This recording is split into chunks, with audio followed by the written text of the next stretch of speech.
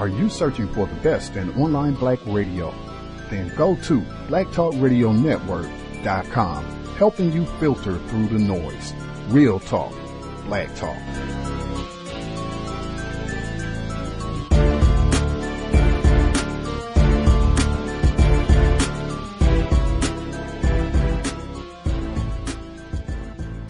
The internet is full of half-truths and all-out lies. We've all seen them, and many people on social media complaining about it. Here's your chance to show and prove. WorldAfropedia.com is a black-owned and operated encyclopedia.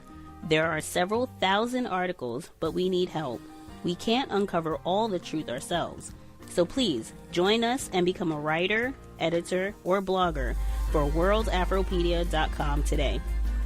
Every little bit counts. We owe it to the future generations to put the truth out there. Visit WorldAfropedia.com, the African-centered encyclopedia, a global database of African knowledge for the purpose of bringing about global African wisdom and understanding. WorldAfropedia.com.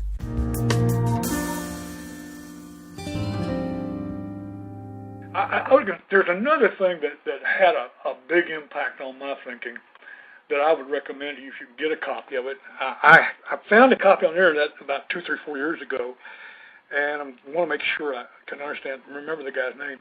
The guy was the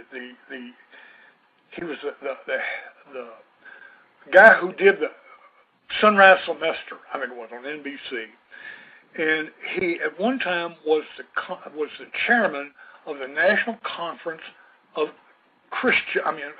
National Conference of English Instructors, okay? Mm-hmm. And I'm trying to think of his name, it'll come to me.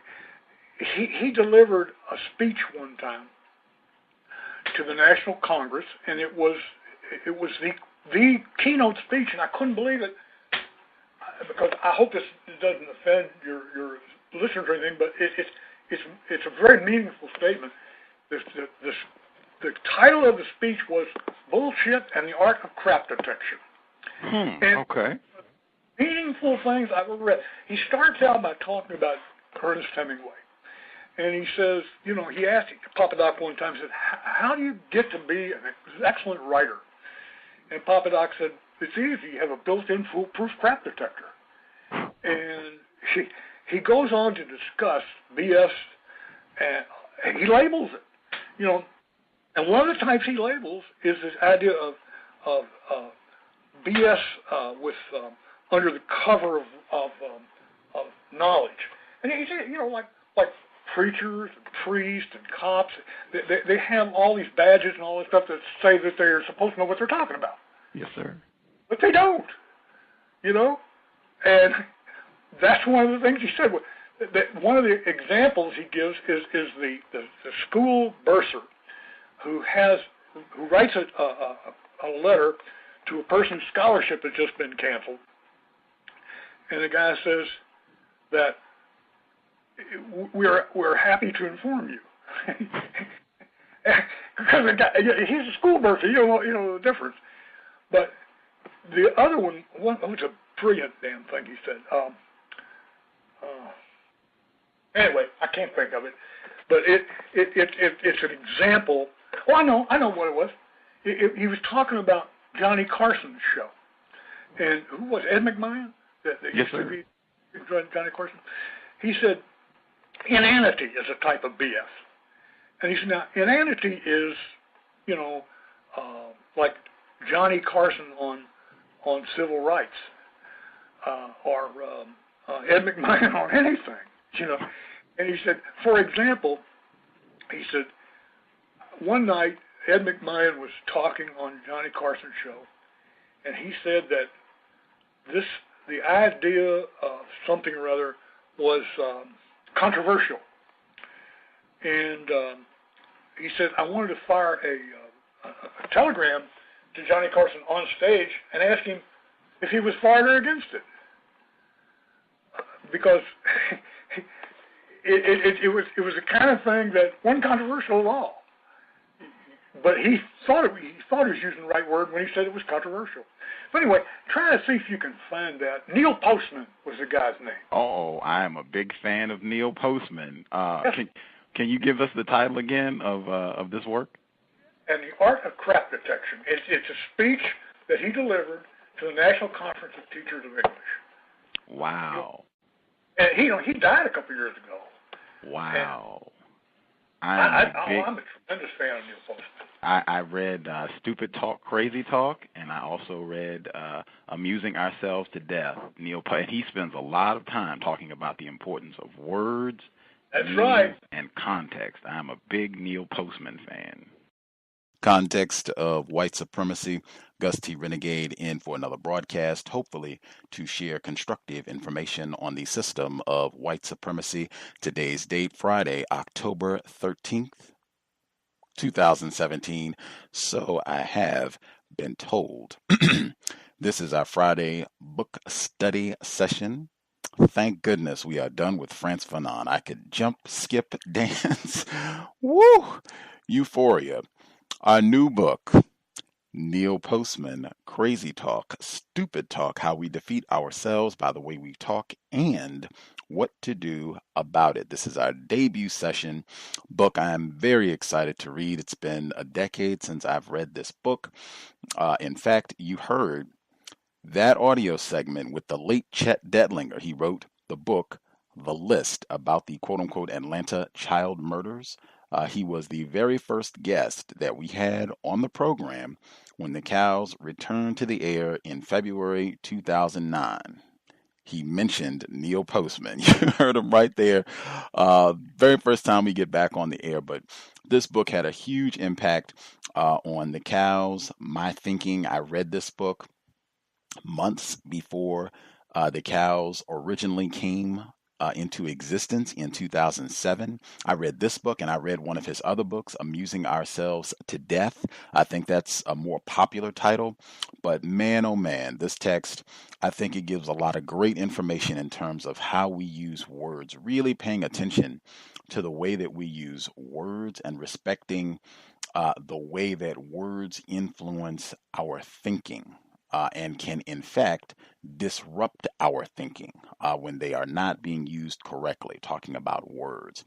Man, to read this, and I can give you the sequencing, I read this material just before, literally months before, I began to speak to Mr. Fuller on the phone, got his book, lots of that. This book really did a great job with regards to laying a foundation for applying, really being careful and scientific about the use of words as you go about the business of counter-racism.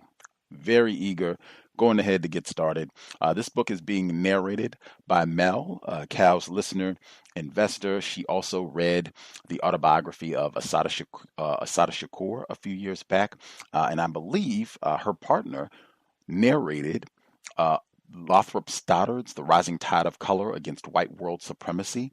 I think he pitched in and did the editing for the audio, so we had kind of a group collaborative effort for the project. But without further delay, we will get started. Neil Postman, Crazy Talk, Stupid Talk, Context of White Supremacy, audio segment number 1. Crazy Talk, Stupid Talk, How We Defeat Ourselves by the Way We Talk and What to Do About It. Neil Postman. One should, each day, try to hear a little song, read a good poem, see a fine picture, and if it is possible, speak a few reasonable words. Goeth. Forward. This is a book about talk. Not every kind of talk, but the kind which I think it useful and virtuous to expose as crazy or stupid. I do not believe there exists a technical definition of either of these accusations, but if there does, I am not using it here. Stupid talk, as I mean the phrase, is talk that has, among other difficulties, a confused direction, or an inappropriate tone, or a vocabulary not well suited to its context. It is talk, therefore, that does not and cannot achieve its purposes. To accuse people of stupid talk is to accuse them of using language ineffectively, of having made harmful but correctable mistakes in performance. It is a serious matter, but not usually dreadful. Crazy talk is something else, and is almost always dreadful. As I will use the phrase, crazy talk is talk that may be entirely effective, but which has unreasonable or evil or sometimes overwhelmingly trivial purposes. It is talk that creates an irrational context for itself, or sustains an irrational conception of human interaction. It, too, is correctable, but only by improving our values, not our competence. What I am investigating in this book is how, through lack of knowledge, awareness, or discipline, we frequently talk both crazy and stupid, and thereby create mischief and pain. The purpose of the book is to indicate how we can reduce such talk to tolerable levels, so that our verbal behavior will not be an excessive burden to ourselves and others. This is no easy matter to do. The subject is filled with complexity, contradiction, and general confusion. For example, on the day I am writing these words, there is a story in the newspapers about the late J. Edgar Hoover. It informs us that Hoover's car was once struck from behind while it was making a left turn. As a consequence, Hoover forbade all left turns on any of his automobile trips, including trips of several hundred miles. Assuming the political pun to be irrelevant here, how could one have persuaded Mr. Hoover that there was something wrong with the way he had formulated his problem? Do you suppose it would have made a difference if someone had explained to him that cars do not make left turns, only drivers do, and that one bad turn does not foretell another, or that the usual 10-minute trip from the FBI building to his favorite Washington restaurant would, under his rules, now take him through Norwalk, Connecticut? I doubt it, and for a few reasons. The first is that the process of anthropomorphizing, of attributing human qualities to inanimate objects, such as cars, is a very difficult speech habit to break. It is more than likely that Hoover was partial to his habit, and would not have found it easy to eliminate from his strategies for thinking.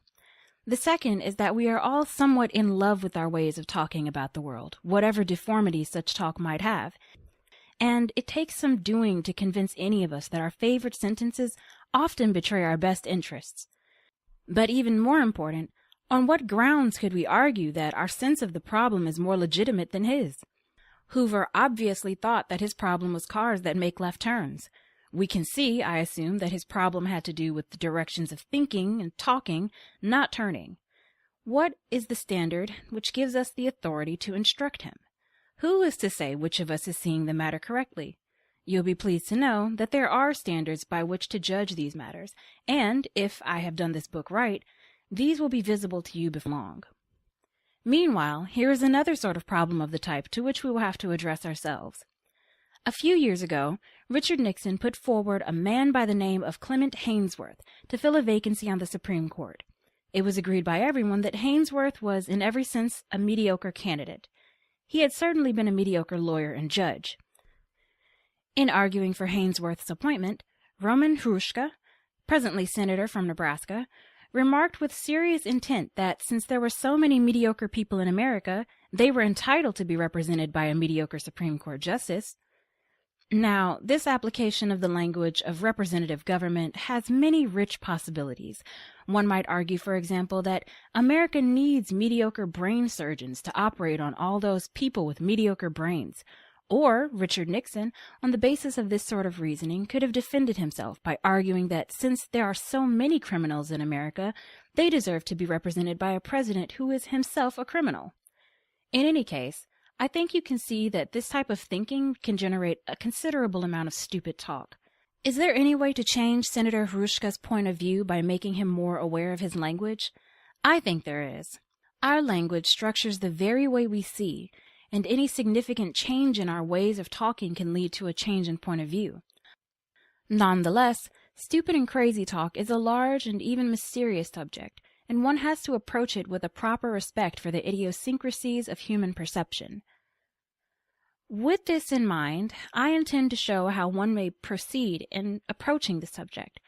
What questions need to be asked? What considerations must be given? What criteria may reasonably be used to avoid the mismanagement of our thinking, talking? Obviously, then, there's a question you will want to have answered before going any further. By what authority do I write such a book? I am, after all, claiming special knowledge in a very broad area of human behavior. I have 5 answers to this question, but only the last of them is any good. The first 3 are, themselves, excellent examples of stupid talk. In order, here they are. I am a professor of communication at New York University. I have written previously on this subject. I have been given awards testifying that I know what I am talking about. This one was suggested to me by the Wizard of Oz. The fourth is not quite so obviously stupid, although it is far from convincing. I have spent 15 years making systematic observations of how people talk, and trying to explain to myself why talk so often confounds our purposes. Please note the nature of the question I have been asking. I have not been trying to find out what intelligent talk is. I have been trying to find out what dumb talk is. In this respect, I have modeled my inquiries after those of doctors and lawyers. What is the first question a doctor or a lawyer will ask you when you seek his or her advice? Is it something like, "What's the trouble?" Even the wisest of them cannot tell you what good health is or what justice is. They can only say what bad health is and whether or not an injustice has been done. We might even say that, to a doctor, good health is the absence of bad health. To a lawyer, justice is the absence of injustice. Some people say that this is not the right way to look at the matter, and perhaps they are correct. But I know very few people who will consult a doctor to get an opinion on what is good health, and I know even fewer who will approach a lawyer to find out what justice is. In any case, in my own inquiries into talk, I have discovered that the varieties of effective, purpose-enhancing talk are so diverse and unpredictable as to defy classification. Not so the varieties of destructive talk. Like illness and injuries, they are identifiable, their properties are discussable, and I have reason to believe that, within limits, they are reducible. Which leads me to the fifth and final answer to the question, by what authority do I write this book? The answer is the book itself. If you find that its perspective is usable in helping you manage your language affairs, then for you, this book may be considered authoritative, and for its author, an authority. If you do not find it so, then there is no help for me. My professorship, previous writings, awards, and research will not protect me from the charge that I have wasted your time. By assuming you find the book useful, there is still another question you might want answered before going on. What is the theoretical basis of my approach to the problem? There are, of course, no chairs for the study of stupid talk in our university, and no one has ever received a Nobel Prize for uncovering the underlying structure of crazy talk. Perhaps someday crazy talk and stupid talk will be considered important enough to make into a subject in our schools. Let us say, at least as important as public speaking or business administration or Elizabethan non-dramatic literature. Meanwhile, those of us interested in the matter must find our ideas wherever we can. In my case, this has meant turning to people such as Karl Popper, George Herbert Mead, Alfred Korzybski, I.A. Richards, George Orwell, Lewis Mumford, Gregory Bateson, Wendell Johnson, Kenneth Burke, and Saul Alinsky. You may be relieved to know I have not cluttered the text with elaborate explanations of how I am using their ideas, especially since I no longer know what I have taken from them. I do, however, and most emphatically relieve them of all responsibility for such stupidities as you may find in the text. And speaking of the text, you may find it useful to know that it is divided into 3 parts. In part 1, I try to put forward the general framework of the problem, including toward the end, a relatively clear distinction between a crazy talk and stupid talk. Part 2 consists of 17 small chapters, each of which identifies and tries to explain a particular characteristic of such talk. These characteristics include certain beliefs, speech habits, and structural aspects of language which, if not carefully controlled, leads us into talking crazy or stupid. Part 3 is a single chapter, in which I try to suggest a point of view we may adopt, which, it seems to me, will help us to keep well clear of such talk. Finally, this is probably the place for me to clarify a certain semantic point which, if left murky, may cause trouble. Several writers have pointed out that roughly 1/3 of all the verbs we use in normal discourse are some form of the verb to be. And further, there are some forms of it that are exceedingly cunning in confounding our understanding. One of these is sometimes called the is of projection, as in the sentence, "He is stupid." What is mysterious about this sentence is that, through a kind of grammatical alchemy, it creates the impression that stupidity is an innate property of whomever you are talking about. like, for example, the person's height or weight or eye color. But stupidity is no such thing. It is a behavior done at a particular time and in particular circumstances. This means that in discussing stupidity, we are not talking about those who just have it and those who don't. We are talking about the ways in which people do stupidity. One can even do stupidity or craziness on purpose in order to achieve certain rational ends. For example, I have seen men in the army go into well-practiced stupid routines in order to avoid being chosen for odious tasks. I have also seen both men and women do the same, and for the same reason in domestic settings. And it is by no means rare for a child to do this in school. Paul Goodman called this reactive stupidity. But in these cases, the doer has himself under control. It is the situation that is out of his control. What I mean by control is a thorough awareness of what is going on in the situation, including your own responses to it. But what we are concerned with in this book is doing stupidity or craziness when it is not what you intended to do. But what we are concerned with in this book is doing stupidity or craziness when it is not what you intended, or, if it is, doing it with hideous consequences to someone else.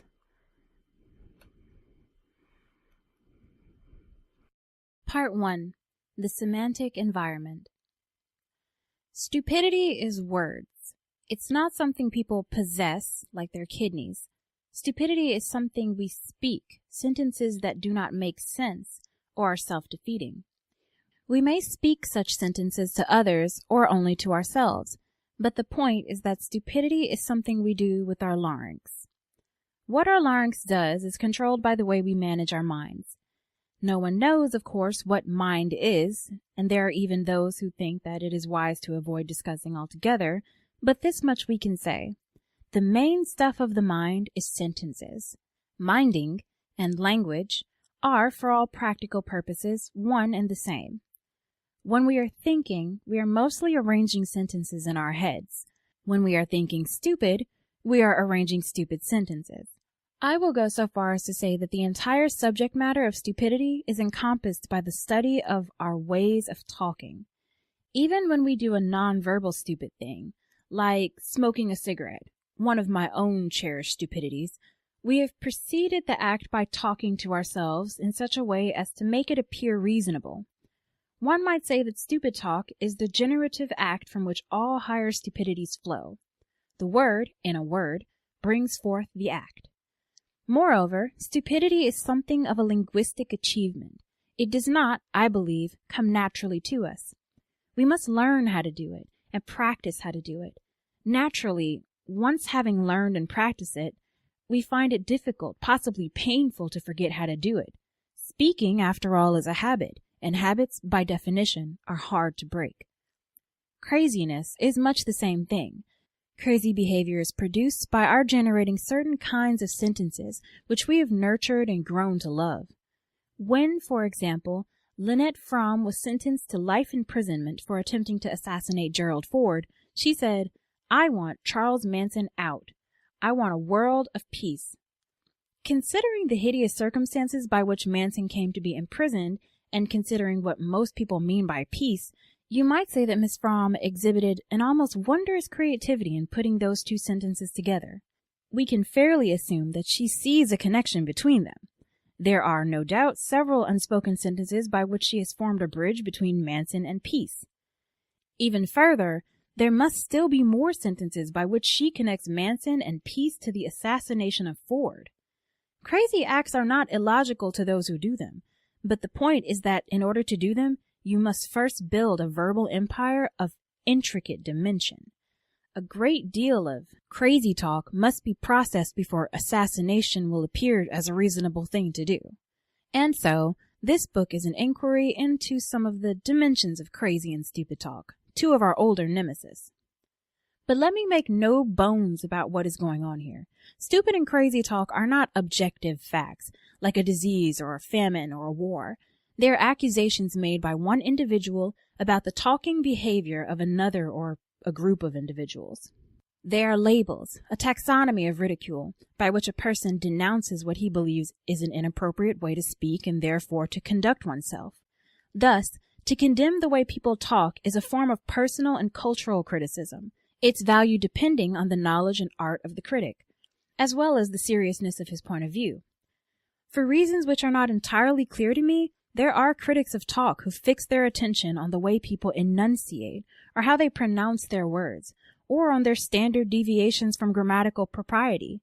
This, too, is an exercise in cultural criticism, but in my opinion, of such trivial nature that it is a wonder that anyone does it.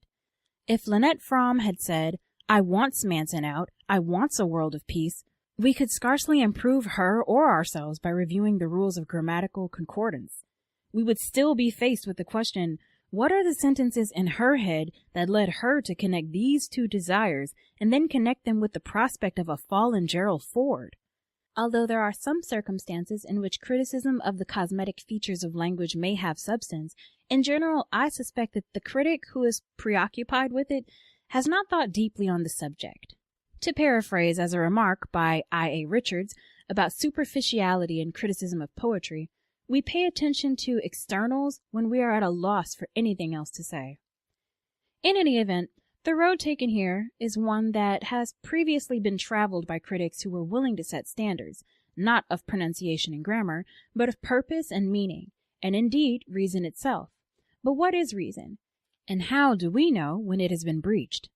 And in what circumstances can we do without it? And is reasonableness the same in all circumstances?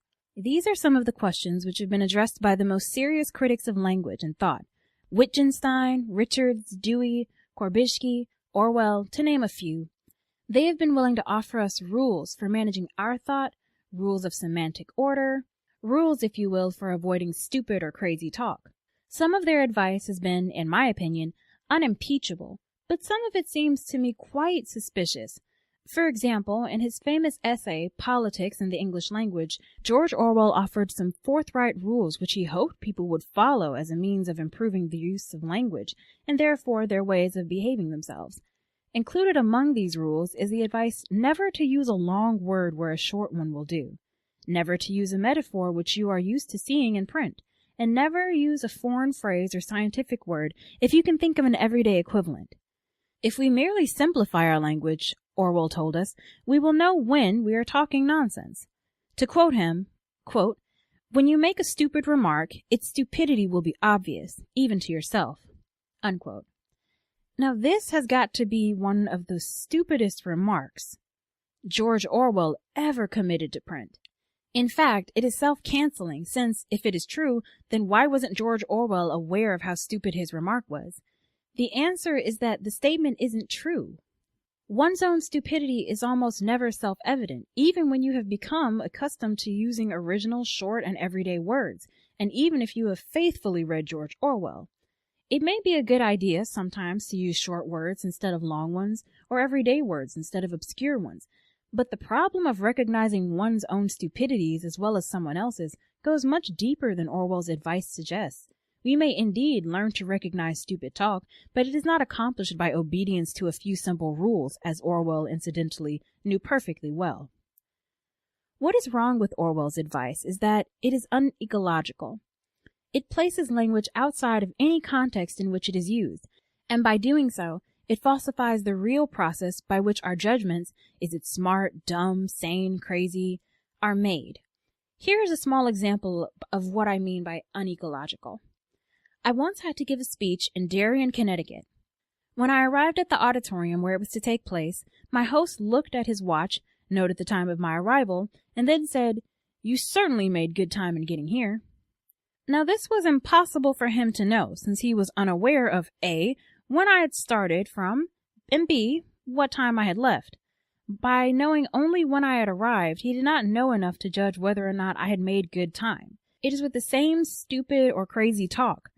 By knowing only what someone has said, we do not know enough to judge even its meaning, let alone its quality. To determine that, we must take into account what I am going to call the semantic environment. Now, the idea of a semantic environment will not easily make sense to you if you are strongly inclined toward the ping-pong ball theory of communication, as many people seem to be. In the ping-pong ball theory, communication is conceived of as a discrete, quantifiable piece of stuff that will move from one source to another and then back. If I say something to you, You then say something to me, I reply, you come back with another message, and so on. It's as if two machines were conversing, playing with words, so to speak, each talking its turn in delivering a message. That is the trouble, of course, with the theory. It treats people as if they were machines, and makes a study of communication a branch of classical physics. People seem to be sources, their words become message units, and their purposes and situations become irrelevant. Our attention gets directed to such matters as the quantity of messages, the force of messages, the speed of messages, the efficiency of receptors, and so on. And when we seek advice on how to communicate better, the theory tells us to make our messages shorter or slower and more familiar or more redundant. In the ping-pong ball theory, it's not even necessary to distinguish between machine and machine talk and people talk. The metaphor of a semantic environment invites an entirely different view of the situation. It says that communication is not stuff or bits or messages. In a way, it is not even something that people do. Communication is a situation in which people participate, rather like the way a plant participates in what we will call its growth. A plant does not exactly grow because it does something. Growth is a consequence of complex transactions among the plant, the soil, the air, the sun, and the water. All in the proper proportions and at the proper time, according to the proper rules. If there is no sun or water, there is nothing much the plant can do about growing. And if there is no semantic environment, there is nothing much we can do about communicating. If communication is to happen, we require not merely messages, but an ordered situation in which messages can assume meaning. Therefore, a semantic environment includes, first of all, people. Second, their purposes. Third, the general rules of discourse by which such purposes are usually achieved. And fourth, the particular talk actually being used in the situation. There's much more to it than this, as I hope to show, but for the moment, let's say there are these four elements. Now, because there are so many different kinds of roles for people to play and so many different human purposes, there are many different kinds of semantic environments, each with special rules by which people are expected to conduct themselves. Science is a semantic environment. So is politics, commerce, war, sports, religion, lovemaking, lawmaking, among others. Each of these situations is a social structure in which people want to do something to, for, with, or against other people, as well as to, for, with, or against themselves. I am referring to those semantic environments which give form to our most important human transactions. Moreover, within any one of those semantic environments, there are many sub-environments which, when taken together, comprise the larger environment. For example, the confessional is a semantic environment.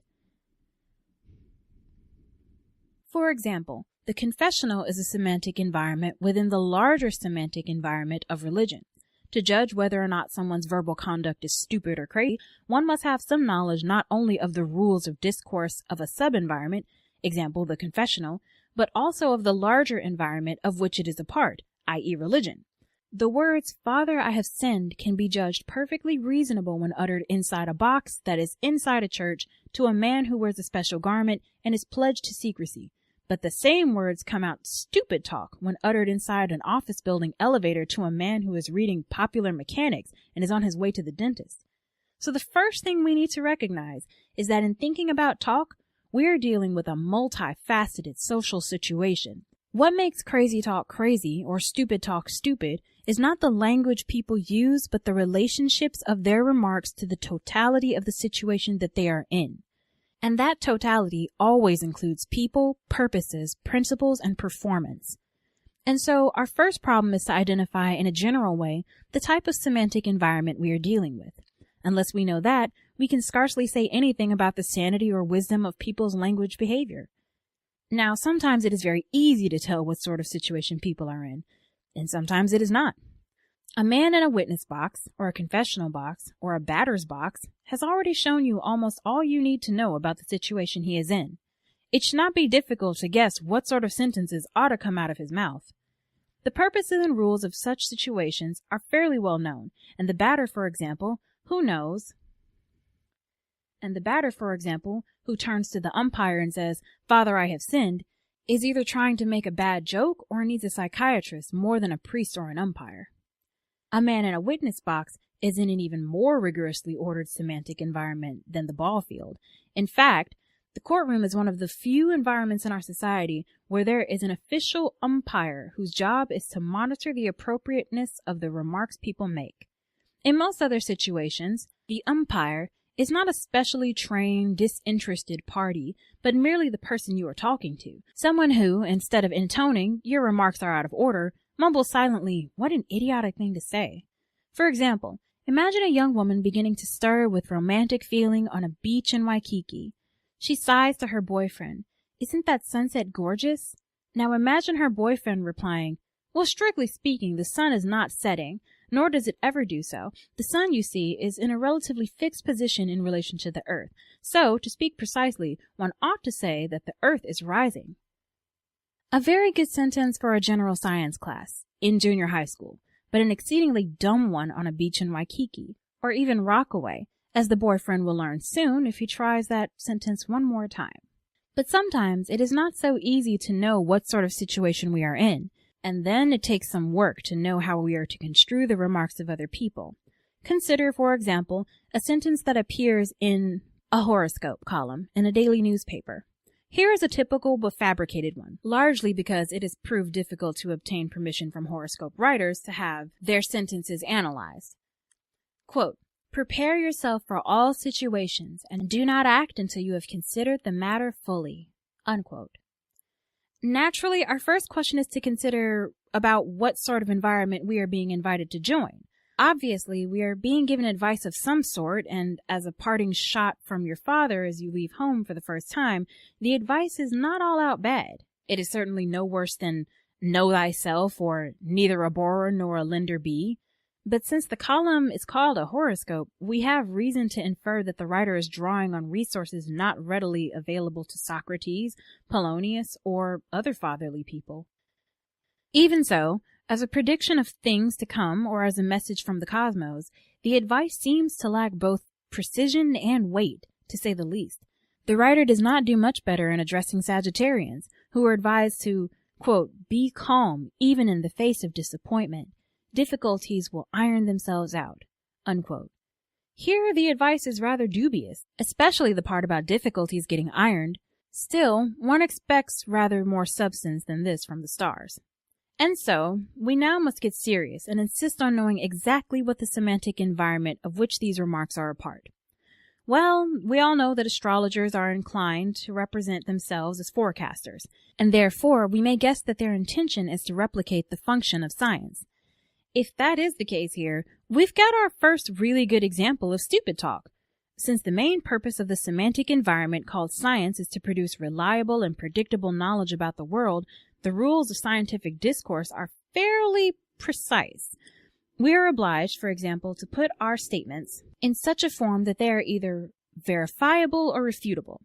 We are also obliged to have our statements open to public scrutiny, to express ourselves at all times tentatively, to define our terms concretely, and to keep our language relatively free of ambiguity. The astrologer easily passes the test of public scrutiny, but on all other counts, her performance is deplorable. The closest she comes to predictive statement is her remarks to Taurus. Quote, "Today there will be an unusual development. People will accept your ideas." Unquote. And to Aries, quote, "A long hoped for opportunity will arrive this evening." Unquote. An unusual development? A long hoped for opportunity? Well, these could be anything, couldn't they? There's nothing here that lends itself to much verification or refutation, except in the most subjective way, and yet the writer speaks without apology or hesitation. Perhaps that is why she speaks without apology or hesitation. In any case, we needn't dwell too long on the point. As science, such language is stupid talk, pure and simple, and you don't need any instruction to come to this conclusion. But suppose this language is not intended as science. In that case, the rules of scientific talk would not apply in judging it. Well, if you examine enough astrological predictions, a reasonable alternative comes to mind. It becomes almost obvious that we're being invited to participate in a religious situation of some sort. What we are given, more or less continuously, are secular mini-sermons to Capricorn. Quote, Do not complicate your life. Finish what you have started. Unquote. Who talks like this, if not a preacher? To Leo. Quote, rid yourself of what you do not need. Unquote. A saint might say this with more elegance, but it would appear that the writer is coming much closer to the business of religion than that of science. It is true that nowhere in this language or any other horoscope is the authority of God invoked, but an astrologer does almost as well by invoking the authority of the stars. Both God and the stars have this in common. No evidence is required to support their injunctions. What is written, and that is sufficient. And so, we are drawn to the conclusions that astrologers are in the stately and profound realm of religion. And we must now ask, what are the purposes of religious talk? What are its rules? And finally, how well do those astrologers do it? In general, we may say that the semantic environment we call religion serves at best to minimize fear and isolation, and to increase freedom, and to provide a sense of continuity and oneness. Religious language achieves these purposes by creating metaphors and myths which give concrete form to our most profound fears and exaltations. Above all, religious language provides people with a coherent system of principles by which they may give ethical purpose and direction in their lives. If you will accept this hasty statement of the purposes of religious language, then perhaps you will conclude, as I do, that my hypothetical astrologer's attempt to dwell in this realm is very close to depraved. She offers her readers almost the exact opposite of what religions hope to achieve. She gives advice, all right, but it is capricious, unprincipled, and without transcendent purpose. Her language is a reproach, and there is no ethical reason why anyone would do anything. That saint who tells you to simplify your life, and the preacher who advises you to rid yourself of what you do not need, speak from a reasonably ordered point of view. They are making commentaries on some central moral doctrine. They have reasons. But in astrological theory, there are no reasons, which is why a reader must check every day to get new instructions. Since this is religion without an ethical basis, the reader cannot internalize a pattern of behavior and project it onto the future. The stars are just as likely to advise you to strike your neighbor's cheek as to offer your own. There is this difference between the stars and God. They both tell you what to do, but the stars do not tell you why. God doesn't always tell you either, and even then we assume an ethical basis to his demands. And so as I come to this conclusion, my astrologer is no linguistic fumbler. She uses simple, easy, accessible words, and her advice is not difficult to follow. Put her sentence in the mouth of a minister, and most of them will make quite good sense. But for all this, the language is crazy talk. As an expression of ethical or religious sentiment, the rules are unpredictable, its purpose is suspect, its effects disintegrative. A constant reader could hardly get any other picture of the world than that it is ruled by a benign lunatic who amuses himself by sending fragments of advice to earthlings who are, at best, vague about their moral direction.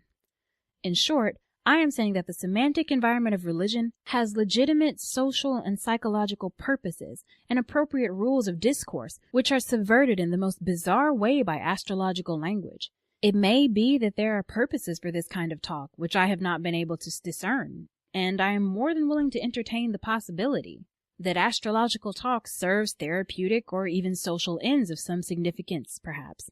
But as science, it is stupid. As religion, it is crazy. Oftentimes, in public matters, the question of what sort of semantic environment one is confronted with must be settled, as in the instance of Watergate. One might say that the whole issue of Watergate centered around the questions, how shall we talk to each other about the events that took place? In other words, into what semantic environment should we place matters? Mr. Nixon, Mr. Ehrlichman, and others of their team insisted on using the language of patriotism, and by doing so, tried to give a particular direction to our attitudes toward their motives. They did what they did, they said, to protect national security, to protect the CIA, to prevent political disruptions, and so on. This is the semantic environment from which Nixon produced the memorable remark that members of his campaign organization were guilty members of an excess of zeal. We may call a patriot overzealous, but we would not use the term for a thief who, let us say, steals more than he needs to. Of course, that was an easy point to be made by Senators Ervin, Baker, and Weicker, who insisted on using the language of law, and by doing so, were attempting to rule out of order any and all words that compromise the language of patriotism. Thus, the senators asked, was perjury committed? Who bribed whom? Who was behind the break-in? And so on. You do not need to ask questions about patriots. You ask such questions about crooks. What is the difference between a patriot and a crook? This is sometimes a difficult question to answer, but in Watergate, the answer came easily. The tapes decided the issue, not because Nixon used dirty words, which is certainly forgivable to patriots under stress, but because the tapes revealed that in the privacy of the Oval Office, Nixon and other patriots used the language of law and crimes to explain themselves, not because Nixon used dirty words, which is certainly forgivable to patriots under stress, but because the tapes revealed that in the privacy of the Oval Office, Nixon and other patriots used the language of law and crime to explain to themselves what they were doing. If you ask how much money can be laundered and how much it will take to buy someone's silence, you are obviously speaking from a point of view which excludes patriotic sentiment. In other words, the language of each social structure expresses human purpose through its tone, its vocabulary, its point of view, its metaphors, its level of abstraction. Watergate was a clash of Lieutenant Calley and, incidentally, that of Adolf Eichmann. The issue raised with both Galley and Eichmann was which semantic environment shall prevail, the military situation or the ethical situation. The phrase obeying orders and the phrase individual responsibility do not occupy the same semantic environment, and I doubt if they can ever be made to. Two semantic environments usually will not coexist healthfully in the same space-time. There are some, of course, that can, for a while, because they look something like each other, as, let us say, a policeman looks a little bit like a soldier. But if you will look carefully enough, you will see that each has its own unique forms, and its special jurisdictions, and its particular functions. We must attend to these differences and respect them, for if we call upon the wrong one, our thoughts become addled and our purposes confounded. We begin to talk stupid or crazy. Consider a merchant at Christmas time places a sign on the window of his shop. It reads, "Buy for the sake of Christ." What's the problem? Christ himself gave the answer. Render unto Caesar the things which be Caesar's, and unto God the things which be God. In other words, there is nothing wrong with commerce, but there is a special language in which it must be conducted, and that language nowhere touches upon the language of religion. They are different spheres of human enterprise and motivation, and in mixing them, we weaken both. A proposal is put forward by a feminist group, the purpose of which is to get husbands and wives to share equally in household chores. The purpose involves having each partner sign a contract which specifies who would do what and on which days. The question is, can the language of law solve a problem of this sort? It is true enough that marriage itself is a legal contract, but its stipulations are invoked only at the point where the marriage is in the process of being dissolved. Can anyone plausibly imagine an overburdened wife, having failed to persuade her husband that she needs his help, pulling out a contract form from the bureau drawer and insisting he live up to his terms, on pain of legal sanctions? This is not marriage. It is the end of marriage. The language of law is a great and useful instrument, but it is designed for the use of strangers, not lovers. Another example. In many communities around the country, the quality of education is being measured by the scores children achieve on standardized tests.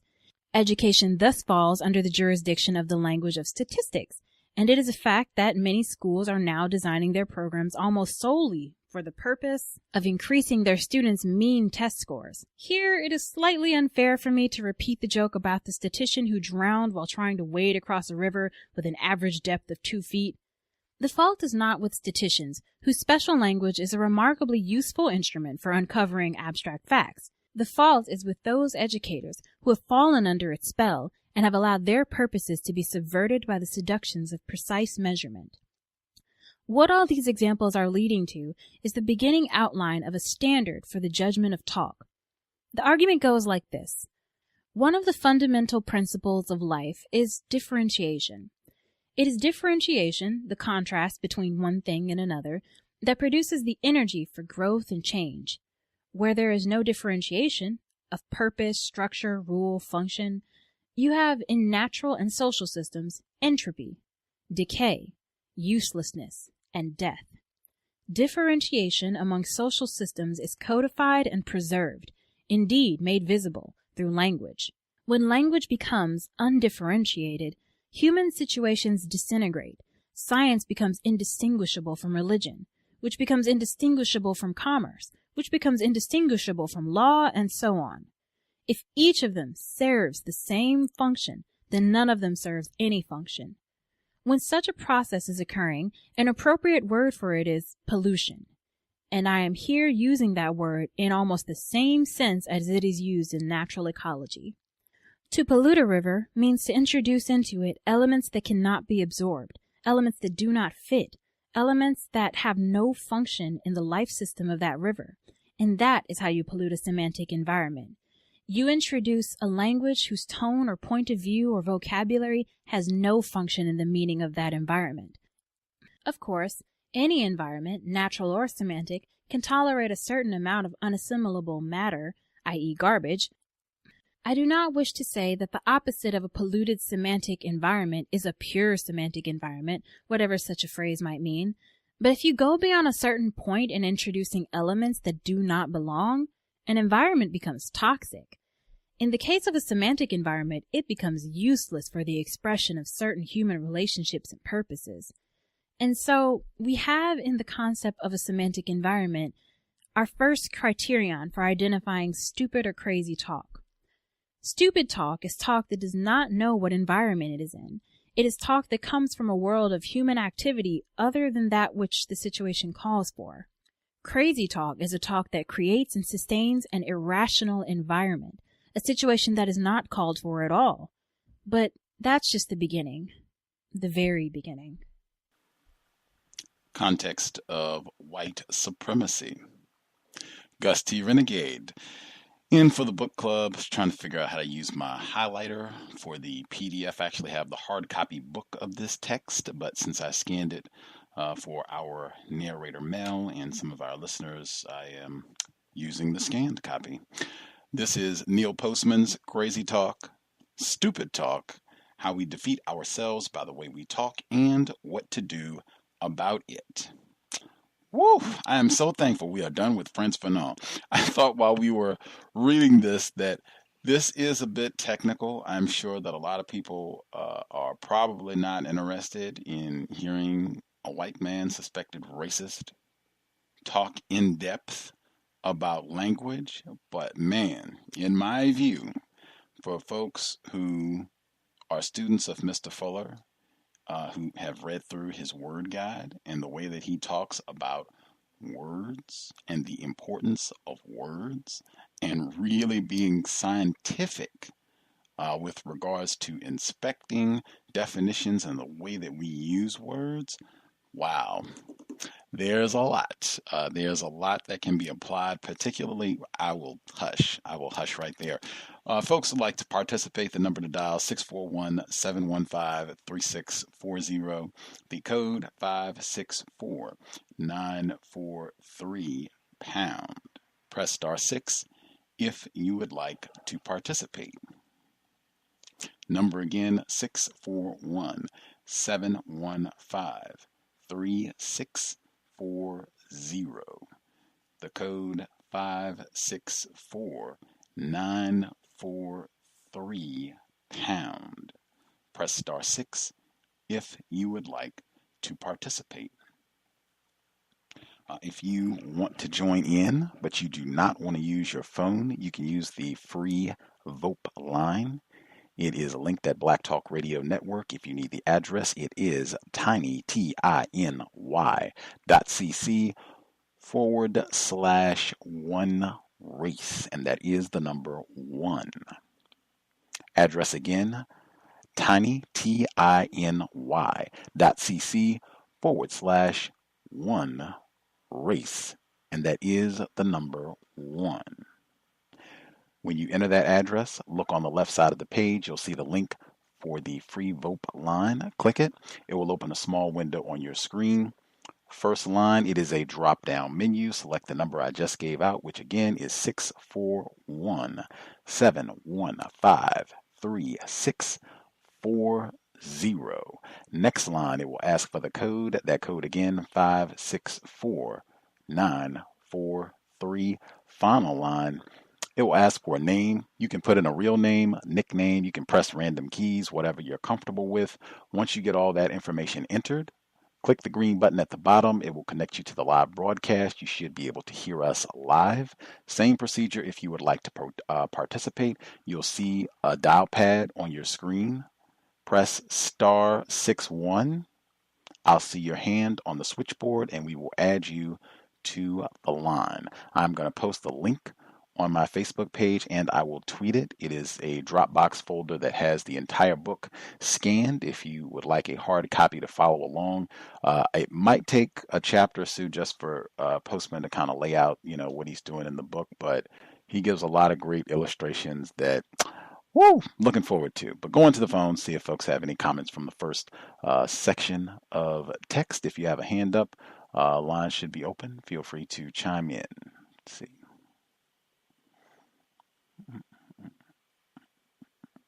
Can I be heard? Yes, sir. Okay. Greetings, Gus, and greetings to all the callers and listeners. Interesting book. I don't have the book, but I'll be looking for the link once you post it, trying to follow along. So I took a couple of notes here, and I do agree that words are very scientific, and this seems like very interesting because, the old adage, words, are power. But in the forward, when he said, cars don't make left turns, people do, I kind of cringed a little bit because that's a phrase that's been used lately with the Las Vegas gun shooting and the NRA's, response to it of guns don't kill, people do. So more of a political type of usage for upholding the Second Amendment for them. When he talked about Orwell and said that short words makes you recognize, using short words in the sentence makes you recognize that you talk stupid. I kind of scratch my head on that as well with when you quoted Orwell on it, because I believe that if you use shorter and clearer words or simpler words, it'll prevent you from maybe talking stupid. Well, not prevent you, but assure you that you won't talk stupid if you use simpler words.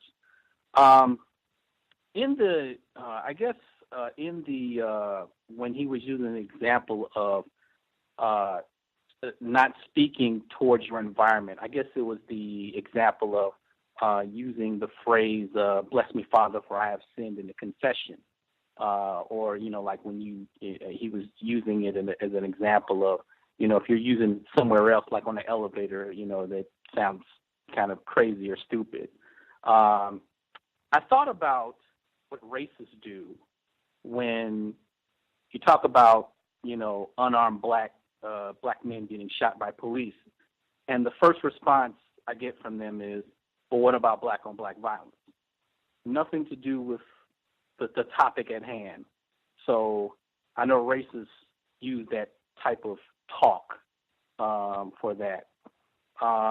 Religious talk is also used by racists when they talk about issues in the black community. The first thing they use is moral values and fatherlessness and all this other stuff, but never talk about a system of white supremacy that black folks in this country are set up in.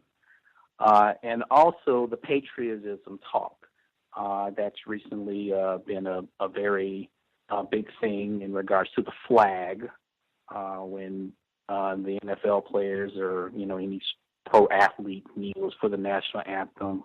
You hear President Trump and his supporters talk about you're disrespecting the flag. So that's popular patriotism talk that's going on right now, especially by racists.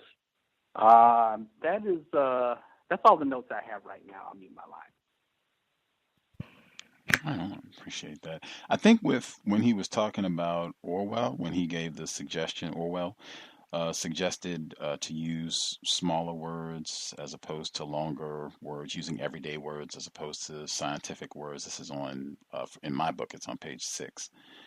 I think Postman said that is probably a good suggestion in terms of writing efficiently or using words in an efficient manner, but that in and of itself is not enough to stop stupid talk or crazy talk. I think that was the point that he was making, because I also think that is a good rule in terms of using words, to just use words that effectively communicate your point as opposed to trying to find these obscure terms and what have you. But even still, that might not stop you from saying something that's wild, or as he will define as stupid talk, crazy talk in the text. The other folks who dialed in with a hand up, if you have commentary you wanted to share, line should be open. Proceed. Hello, can I be heard? Yes, ma'am. Okay, so this is Mel, the narrator. I would like to apologize for this week's reading. I don't think it's in the category of stupid talk, but I'm noticing I was making at least 2 mistakes per page. But this is not about me. But next week I will try to sound a little bit less sassy while reading and speak slower and less emotive. And oh God. So I think when he's talking about the semantic environment, it just occurred to me that I think white supremacists, one of their goals in talking to non-white people is to confuse you about the semantic environment. You think you're talking in a joking situation and suddenly nothing is funny, or you think you're in a serious situation and then a cop will start laughing with you. And I was thinking of that fact that they seem to almost love doing this in movies pretty often, where they'll use like a religious quote or something about generosity. I'm thinking There Will Be Blood. And then something incredibly violent happens. It seems like they relish in confusing you about the environment you're supposed to be speaking in. And I know that when they were talking about how some people in the forward speak stupid on purpose to avoid being, I guess, thought of as very smart, that it's a technique sometimes that people use. And I know that's been at least something that I've used in interactions with white people in an attempt to not have as much violence put upon me at that moment. Like if I'm talking to a law enforcement officer and if I happen to know a little bit about what's going on, I'll just kind of pretend that I don't, because if you say you know something about it, like answering some of their questions the way they want you to, it's almost like it's a trap. I know this is something, words get incredibly important with enforcement officers, but sometimes you just cannot be honest because they'll kind of ask you an instigating question. That's the only way to put it. Let's see. I think that the astrologer example that he uses when he's talking about whether or not the astrologer is using, I think, scientific talk versus religious talk, I feel like the example of religion could actually not match what it actually might match what the astrologer is doing. He said that the astrologer is not speaking religiously because I think it wasn't uplifting, or it didn't seem thought-provoking, or no, not thought-provoking, but it didn't seem to open your mind or allow for any connectedness between the person saying it and the person listening. But I think if you are a white supremacist and your religion is crazy talk or stupid talk, then I think then the astrologer would be acting in their religion if they were a white supremacist. Which I guess maybe I'm just thinking about his definition of religion being maybe not one that I would think is in line with the code.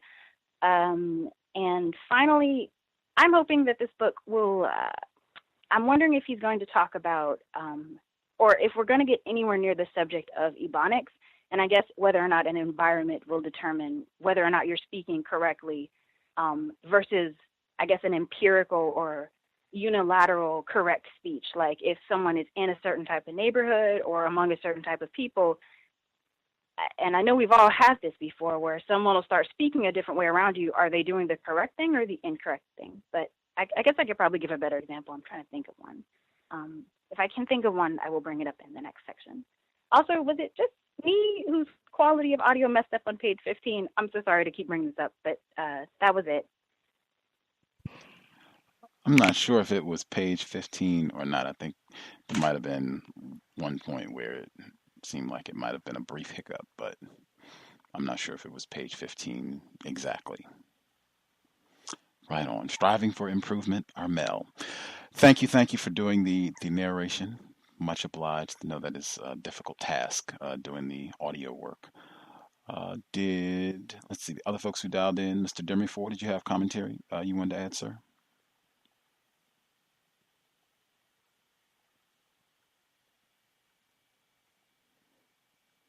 Are you with us, Mr. Demifor, or are you just listening?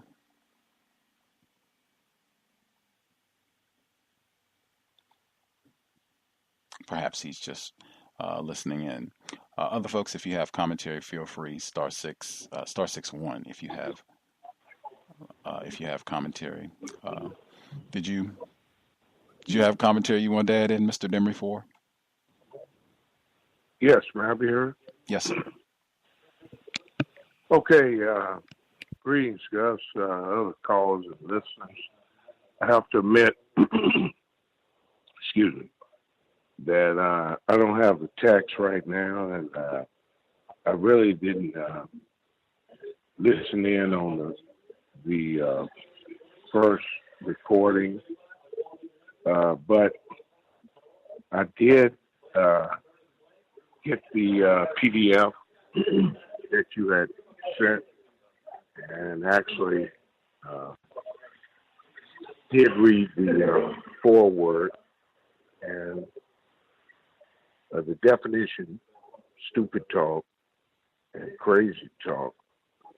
And I did have some commentary regarding the examples, but I'm not in a environment where, I can you hear me clearly, Gus, without the distraction in the background? Oh yeah, it's it's a very mild sound in the background, and we can hear you fine. Oh, okay.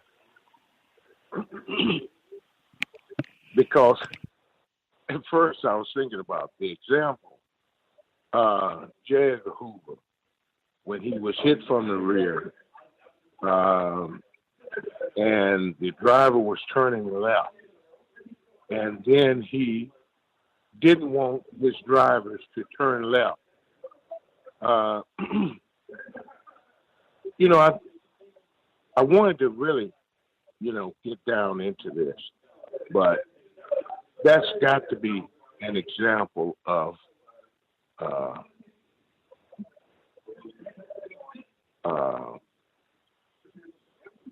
crazy, stupid. That's got to be stupid.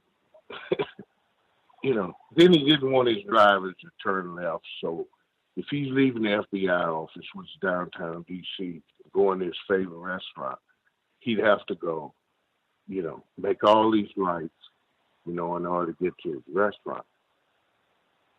Which that's stupid. And then if you think about mediocrity, and then if you think about brain surgery and maybe a heart surgery, if you want them to be mediocre,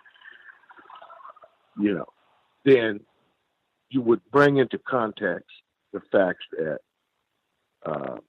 you would have to pay attention to the way that you're speaking if you're using phrases that are stupid, or if you're using commentary or phrases that are crazy. But then again, some of these phrases are acceptable. And so what can we really say at this point about either stupid or crazy talk? So I'm just going to hang in there. I got my book coming in, and I had to go as far as Baltimore to get a copy, and then I had to end up paying almost $50 Amazon is sending me a copy. So next week I'll be able to give more insight. But I'll continue to listen and learn. Thanks for taking the call, Gus. I encourage the other callers and listeners to participate. I'll mute my line. Appreciate that, Mr. Demifor. Wow, they are definitely price gouging. This book is out of print. I think that's why they can charge so much on Amazon and why you might have to trek. We're talking about going all the way up to Baltimore to get a copy of the text. Not some of Mr. Postman's other books are still in print and are much easier to obtain, but this one is not. Emmy, if you had commentary, you should be with us as well. Can I be heard? Yes, ma'am. Greetings. I struggled really hard to find this text. I had to look so far as the Library of Congress, and they weren't going to let me actually check it out, and I was going to scan it and try to read it. But I took a couple of notes. I was at work, so I missed like a chunk of the middle. I did some of my own reading, and then I came in right at the end. So there's probably a lot I'd like to say about those 10 to 12 pages that I missed. But one thing that I read from, I think I've made it to like around the forward where I took this note, or I made it through the forward, that reality is not relative. This is a note that I wrote, that reality is not relative and that there are standards for judging. And I felt that this was profound. I feel like I didn't mark in this text because it's not my book, but I feel like that's very profound because I've had conversations, and I don't know what philosopher or scientist said that reality is relative, and everyone is taking that on as though that is fact. And I disagree.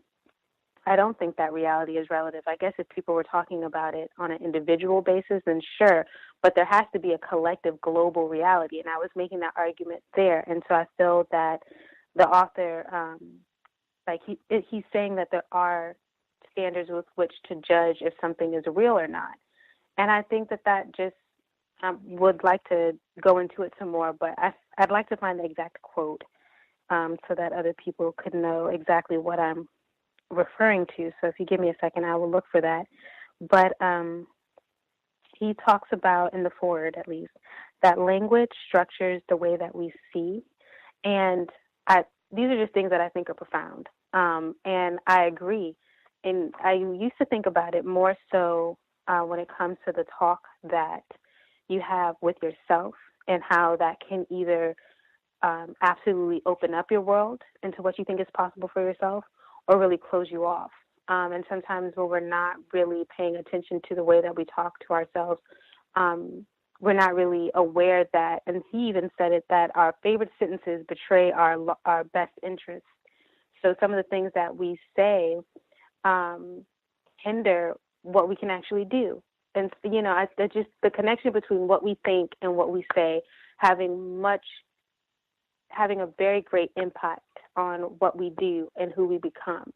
And so I'm just very excited to explore that more. And then he talks about how if we change the way that we speak, and can lead to a change in our point of view. And when I think about that within the context of white supremacy and what that can mean for non-white people, I have experienced that for myself. And it's particularly with, say, using the term victim of white supremacy, actually having a definition for racism, white supremacy. That was something that really changed my life. It was life-changing to really have a definition for racism, white supremacy. It was a paradigm shift, and I felt it, and I feel it now. Even referring, like being able to be more precise and not say like black and all, or African or all this, not to say that these terms may not have a place, but non-white, and the importance and the impact of the term non-white, because it really shapes, for at least me, the way that I'm able to understand what's happening, where I'm at, what time it is, and what's going on.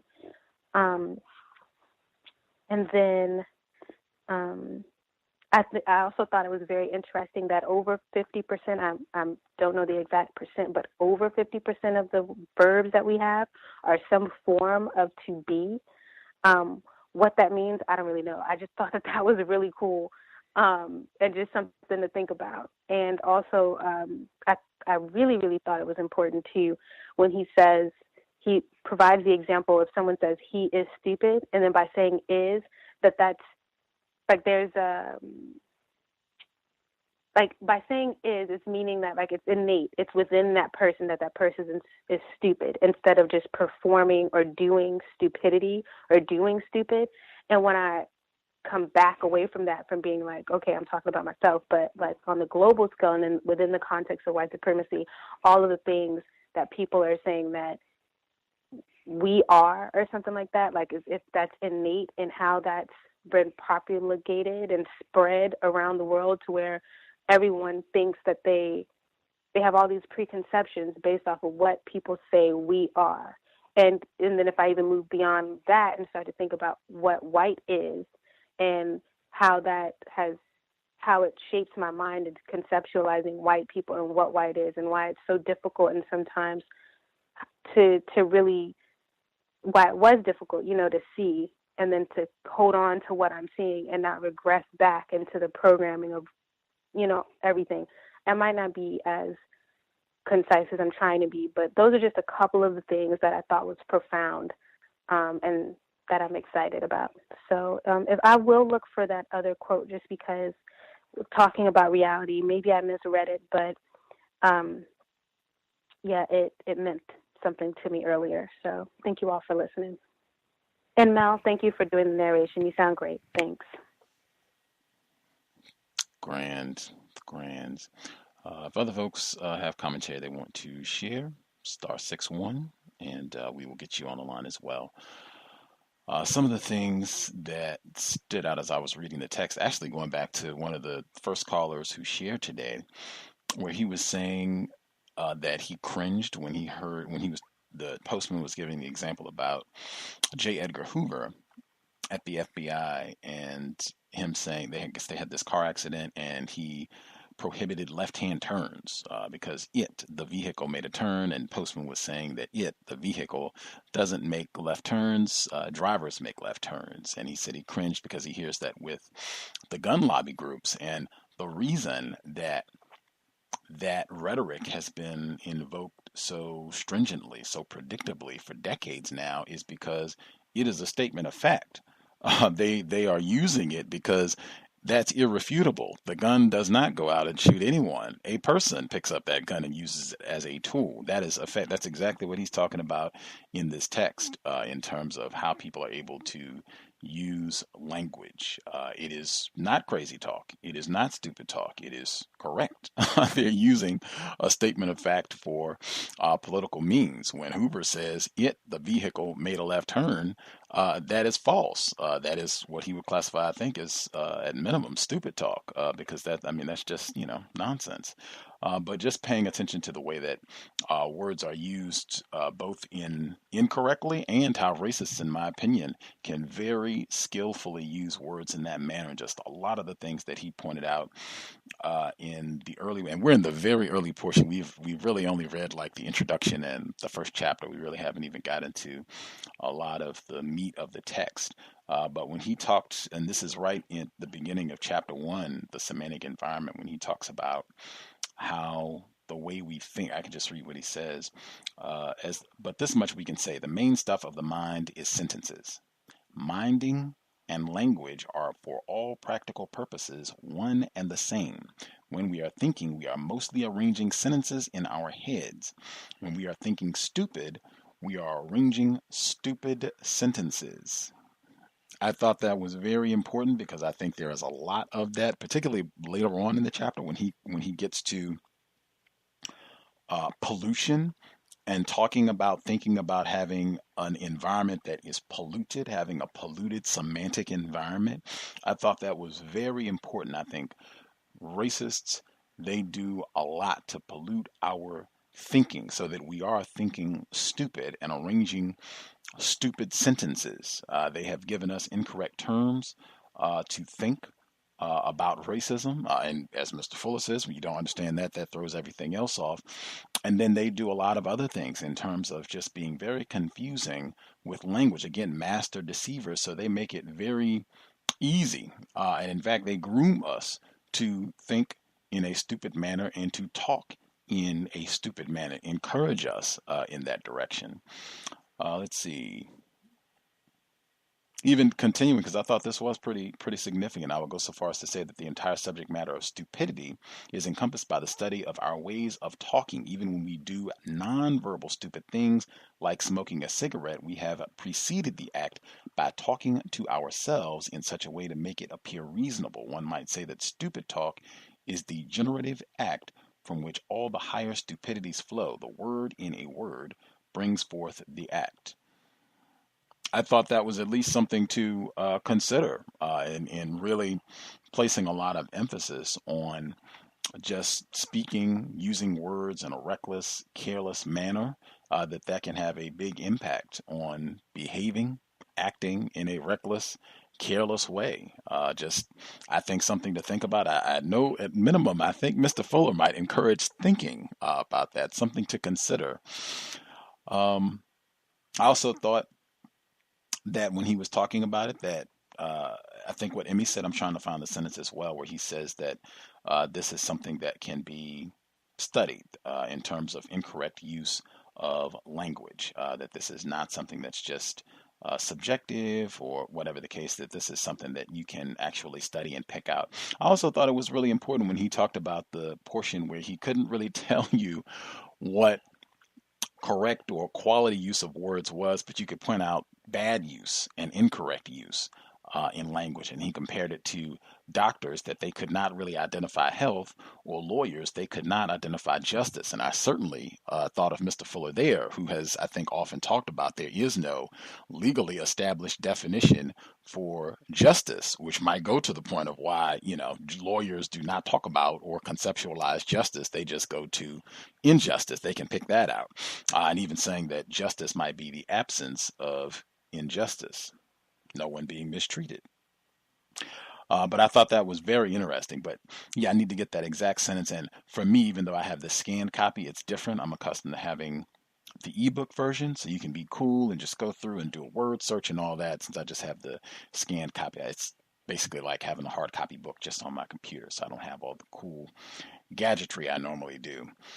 Some of the other things that I picked out in the chapter later on, when he talks about the semantic environment, being that if you are in church, you have specific language, specific words that are used for that environment that are not used if you're at the football game or the salon, right? You have specific words that are used there, and that one way confusion can be brought about is using language for the football stadium at the church, right?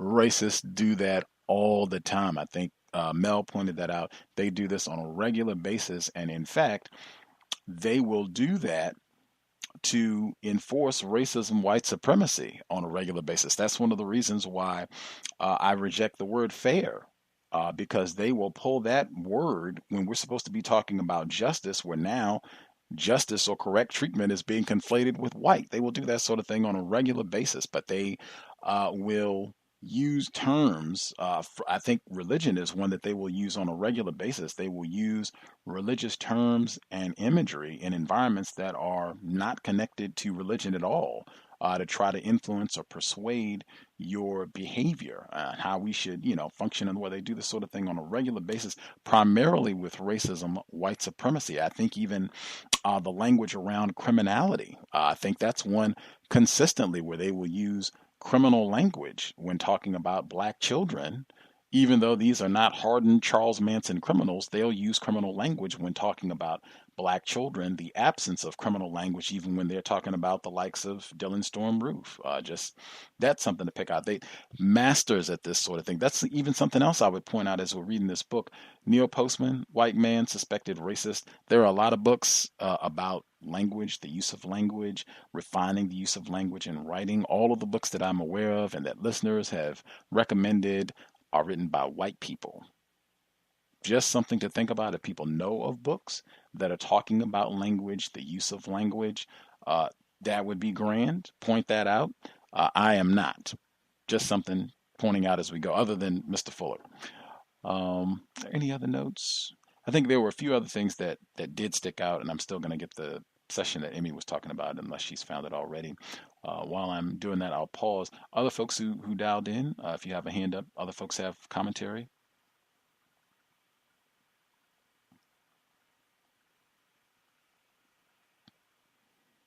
Some other folks are good. We didn't miss anyone with commentary.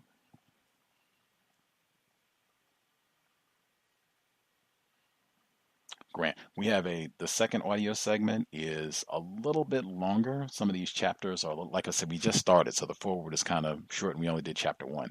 Chapter 2 and chapter 3 are a little bit longer, where he goes into more detail.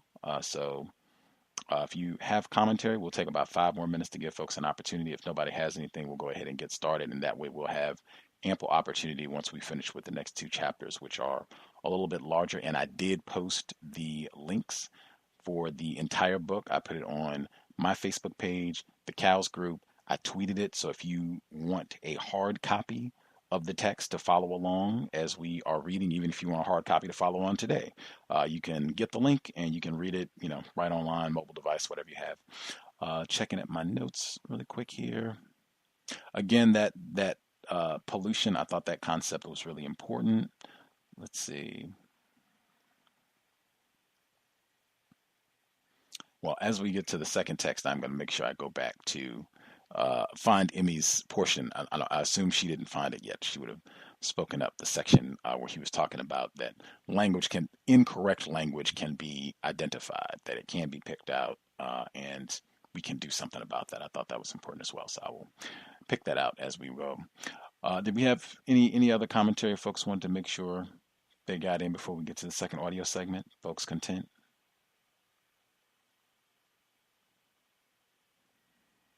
I will assume the caller. Oh, this is Mel dialing back with us. Did you have additional commentary, Mel?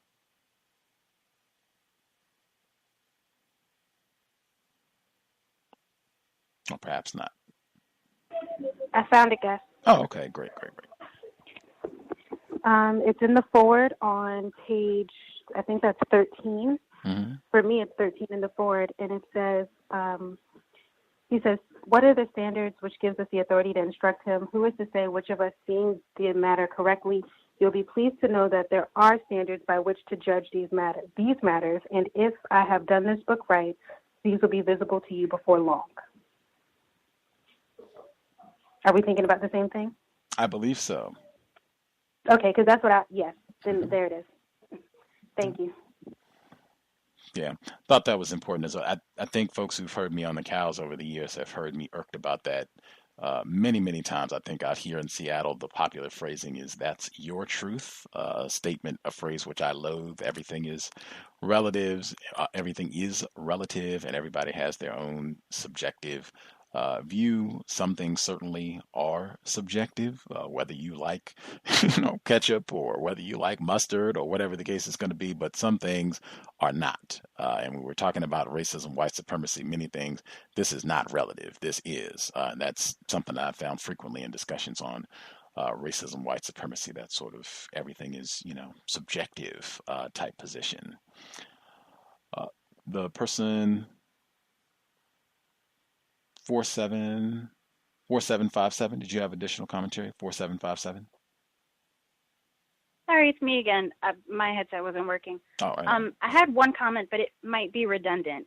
That I'm wondering, specifically with the quote that Emmy and you found that she had just read, I'm wondering, is the person who decides the usage of correct language, I feel like I've heard Neely Fuller say that if you can be understood, then no, I'm not going to misquote him, but I feel like I've heard someone say, if you can be understood, then how you spoke was the correct way to speak to that person or in that situation. So when he says something like, there's a standard by which you can judge whether or not something was said correctly, and specifically the very specific example of Hoover, I'm wondering, and maybe this is just an English speaker thing, but who is the person? Is the person we're talking about a white person who can, or a white supremacist specifically, who can decide whether or not the usage of language was correctly? I'm just thinking at the end of the day, I could speak as correctly as I want to, but I'm wondering if I'm the wrong color to be speaking and saying whatever I'm saying. So I'm going to keep that in the back of my mind in this book, but I am learning a lot. And that was it. Interesting. I think there's a portion earlier in the text where he says that just making like superficial critiques of language in terms of, well, you didn't use the wrong part of speech or you didn't pronounce that word correctly, that's not the issue, right? I think that's something that is done to black people, to non-white people on a regular basis, that I think closer to what you're saying, if, the person can be understood, then, there's not a real problem there with what's being said. And I think he's talking about specifically, there are a lot of times things not being articulated in a manner where one can easily comprehend what's being said, or when he's talking about crazy talk, the things that are being said maybe should not be said or should not be done. Racist speech, a lot of time, that's one that he identifies as crazy talk. But we can pay attention to that as we go. Is this white people being able to, again, have the racist authority to dictate who is speaking correctly or what is correct speech? Also, real quickly, I did want to get in. This is on page 17, the second paragraph, where he says, in other words, the language of each social structure expresses human purpose through its tone, its vocabulary, its point of view, its metaphors, its level of abstraction.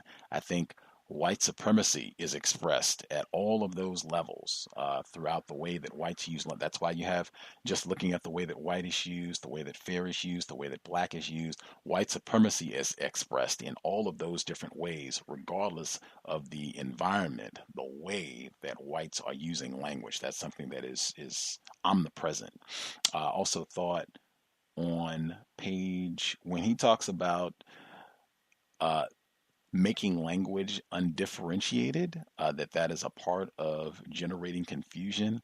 Man, I remembered Mr. Fuller, he was on the program, the same broadcast with Cleo Monago, and he said that racists, they want to remove, he was talking about using the metaphor as if you were on a highway and they just come and take all the lines off the road. Now it's confusing to figure out, which way is headed which, because you don't have any lines on the road. They are great that undifferentiation of language. They are great at that, so that you have more and more confusion about what exactly are we talking about? What is this related to? Is this related? I mean, just they are fabulous at that sort of thing on a regular basis.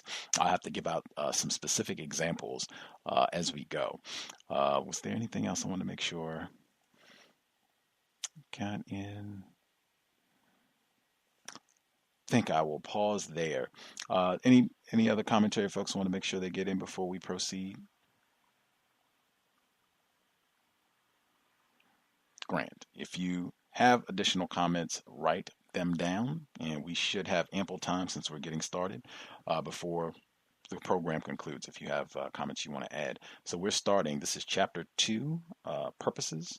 For me, it's page 21. Again, I posted the link. It's a folder, and it has the entire book. I'm not sure where chapter 2 is. I guess it would be pretty early in the file. I think it's like maybe 6-7 files total in the folder, but we're on chapter 2, purposes. You can go to Facebook or my Twitter @UntilJustice, and you can download the entire book if you need it. You can follow along. Context of White Supremacy. This is Neil Postman's Crazy Talk, Stupid Talk, How We Defeat Ourselves by the Way We Talk, and What to Do About It.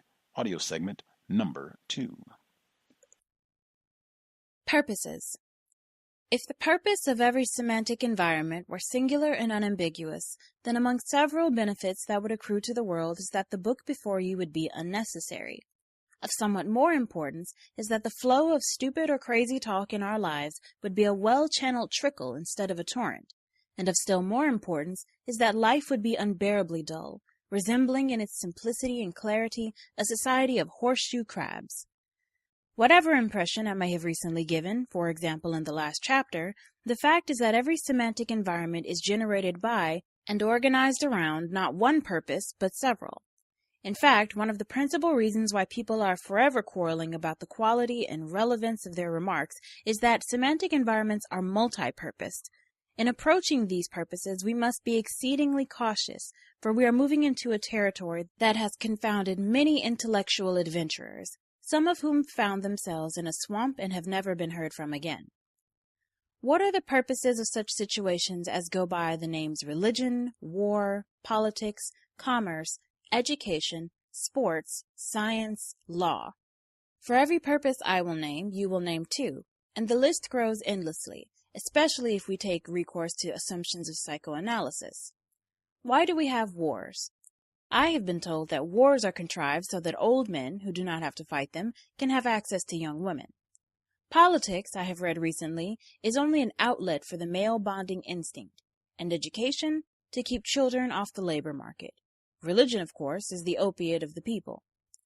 Where do we go from here? It's a puzzlement, and yet the question must be addressed.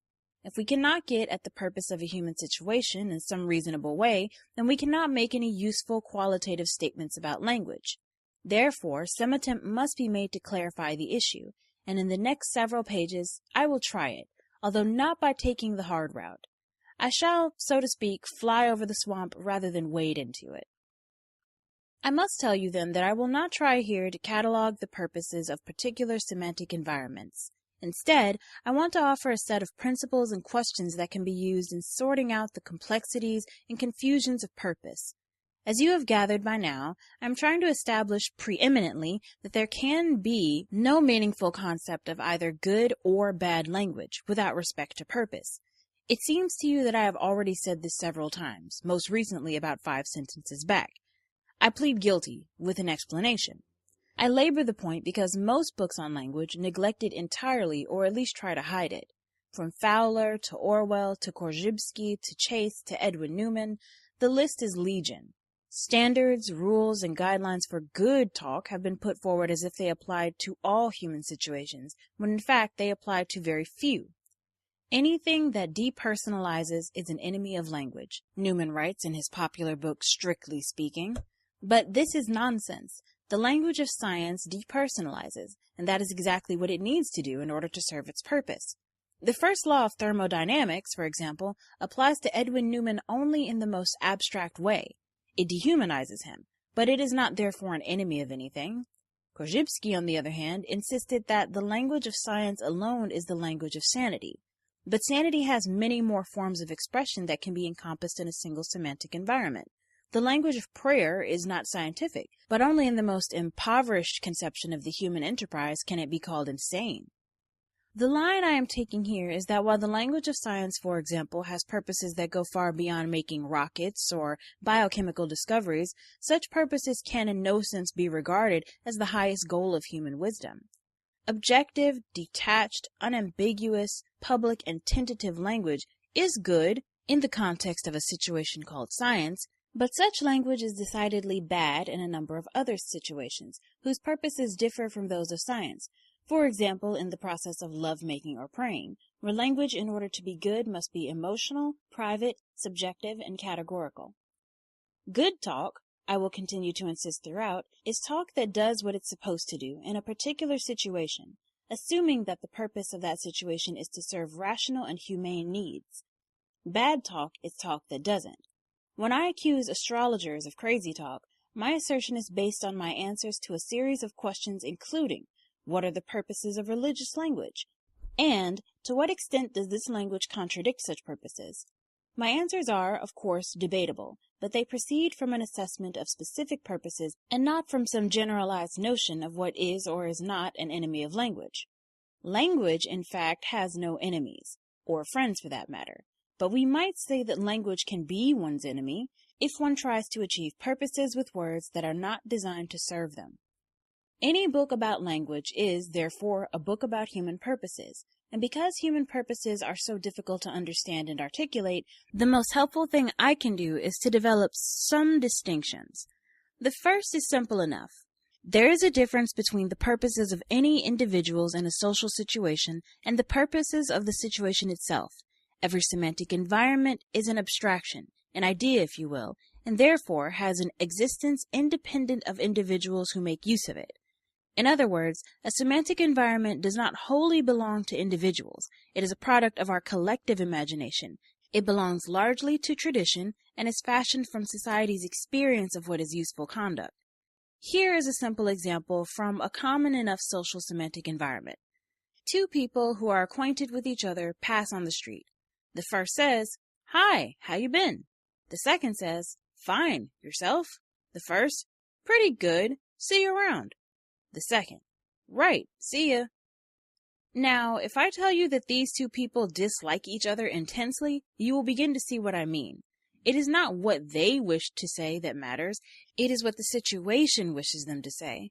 A million times before, on a million different streets, a million different people have had roughly similar conversations. Who knows when and where this tradition started? We can assume only that its basic purpose is to maintain a minimum level of civility. Indeed, require a minimum level of civility, especially when individuals may be inclined to take the conversation in a more disagreeable direction. Moreover, it would be shallow to call this situation a mere convention. Its rules are a distillation of countless concrete transactions of the past, and the sturdiness of its purpose is shown by the infrequency of the occasions on which an individual will defy its constraints. And what do we normally say when someone does? Example, first person, "Hi, how you been?" Second person, "It's none of your goddamn business, you hypocrite." The first person now thinks of the second person that there is something wrong with him. Why? Because in part what we mean by something wrong is that someone has failed to grasp the purpose of a semantic environment, has confused his own requirements with those of the situation. With characteristic insight, Charles Schulz has drawn a well-known Peanuts cartoon which gets to the heart of the matter. Charlie Brown is screaming at Lucy because she has made a bonehead play in their baseball game. "You threw to the wrong base again," he bawls. "There were runners on first and second, and you threw the ball to first. In a situation like that, you always throw to third or home." Lucy considers his advice for a moment, and then boldly replies, "You're destroying my creativity." Maybe so, but whatever purposes are served through such creativity, they appear to work against the purposes of baseball.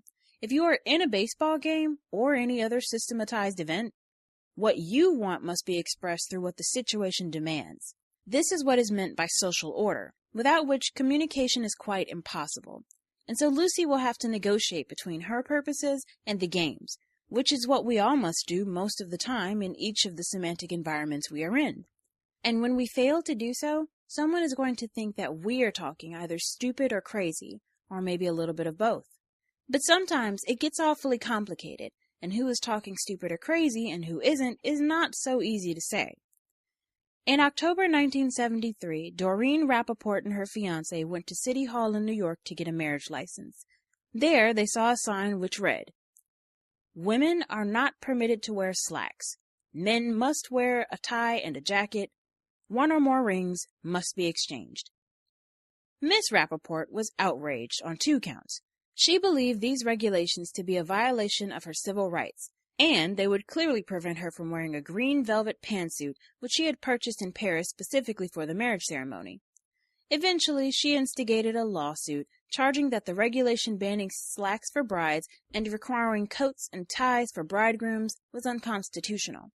Her anger was particularly directed at a man named Herman Katz, who was, at the time, the city clerk, and was responsible for setting up the regulations and enforcing them.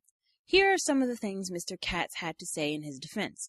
Quote, "The law prescribes the solemnization of marriages, and that word permits me to require appropriate dress.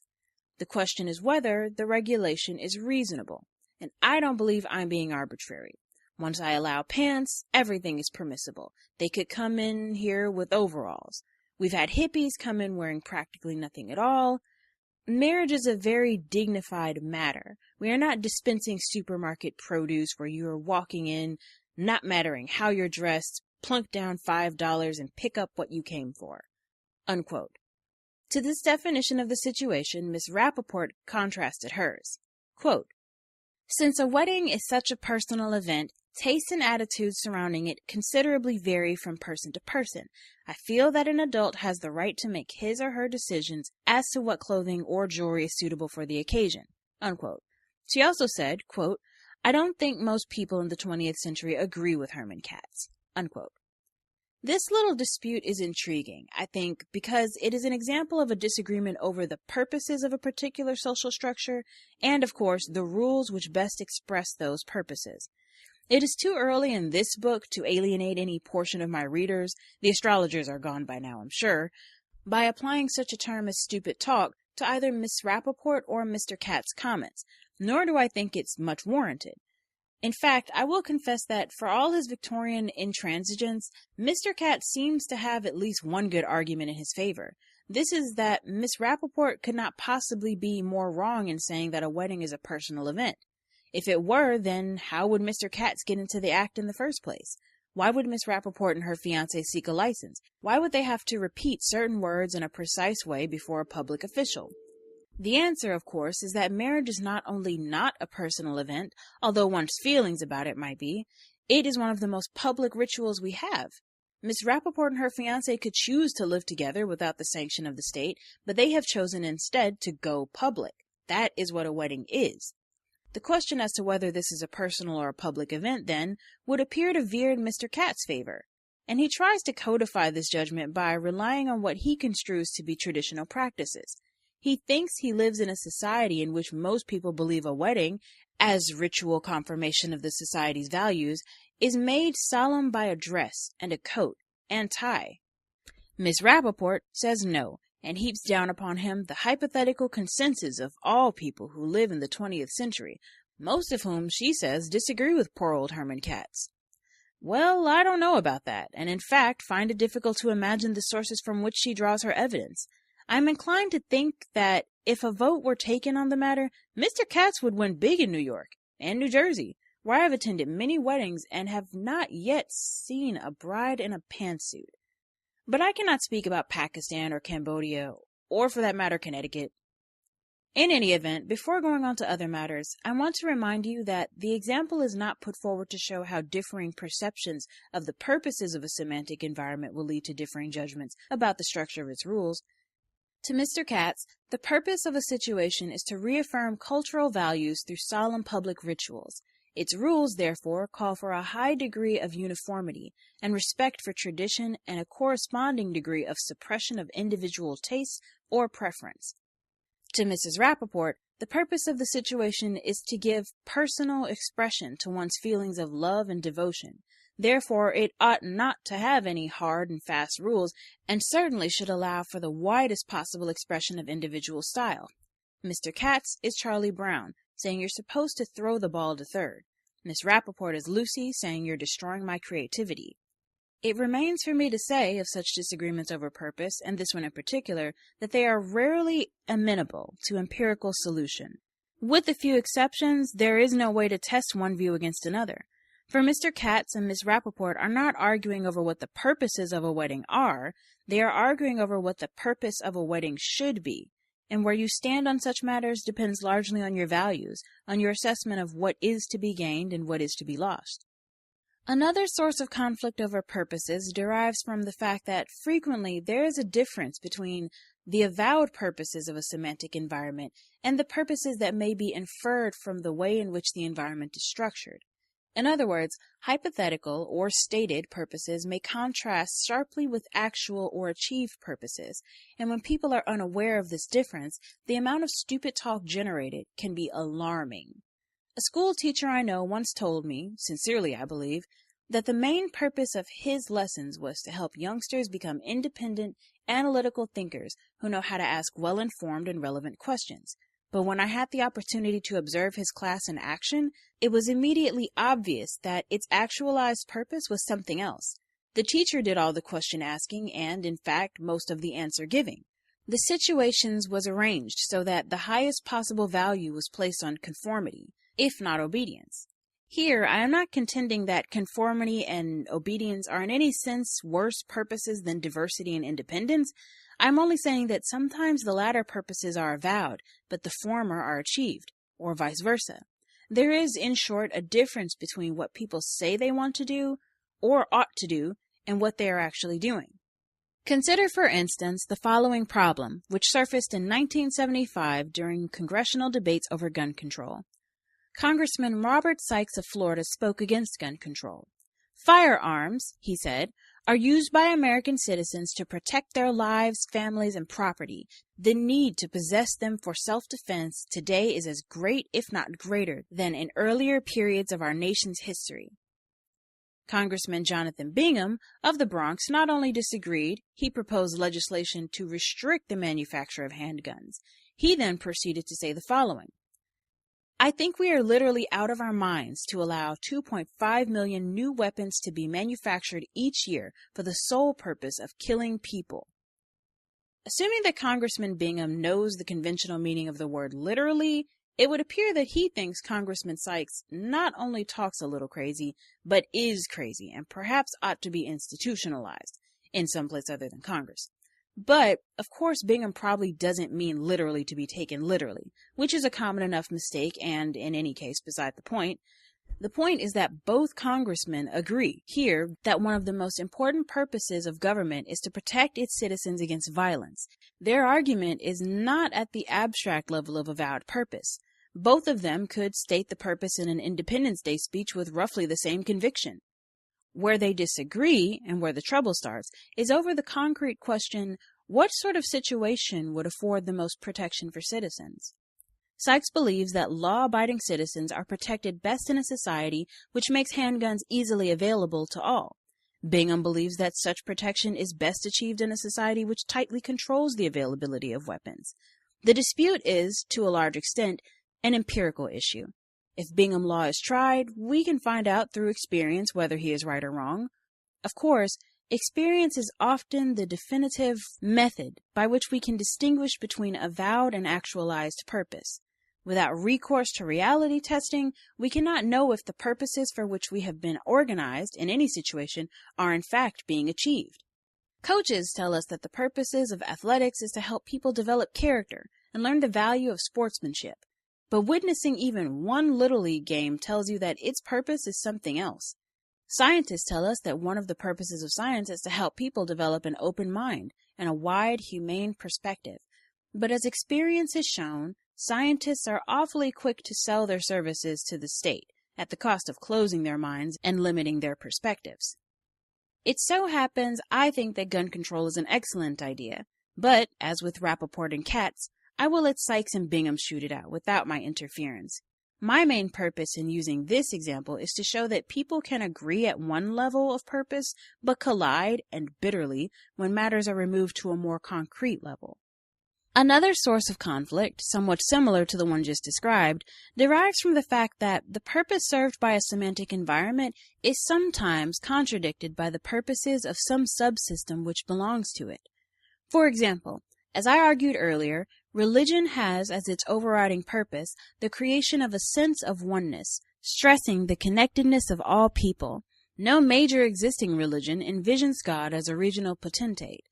And yet, there is no shortage of examples of religious practices, rituals, and institutions motivated by the idea that people are morally different, that some will have access to eternity and some will not. All religious conflict stems from the idea of exclusiveness, while, paradoxically, all true religious sentiment promotes the idea of inclusiveness.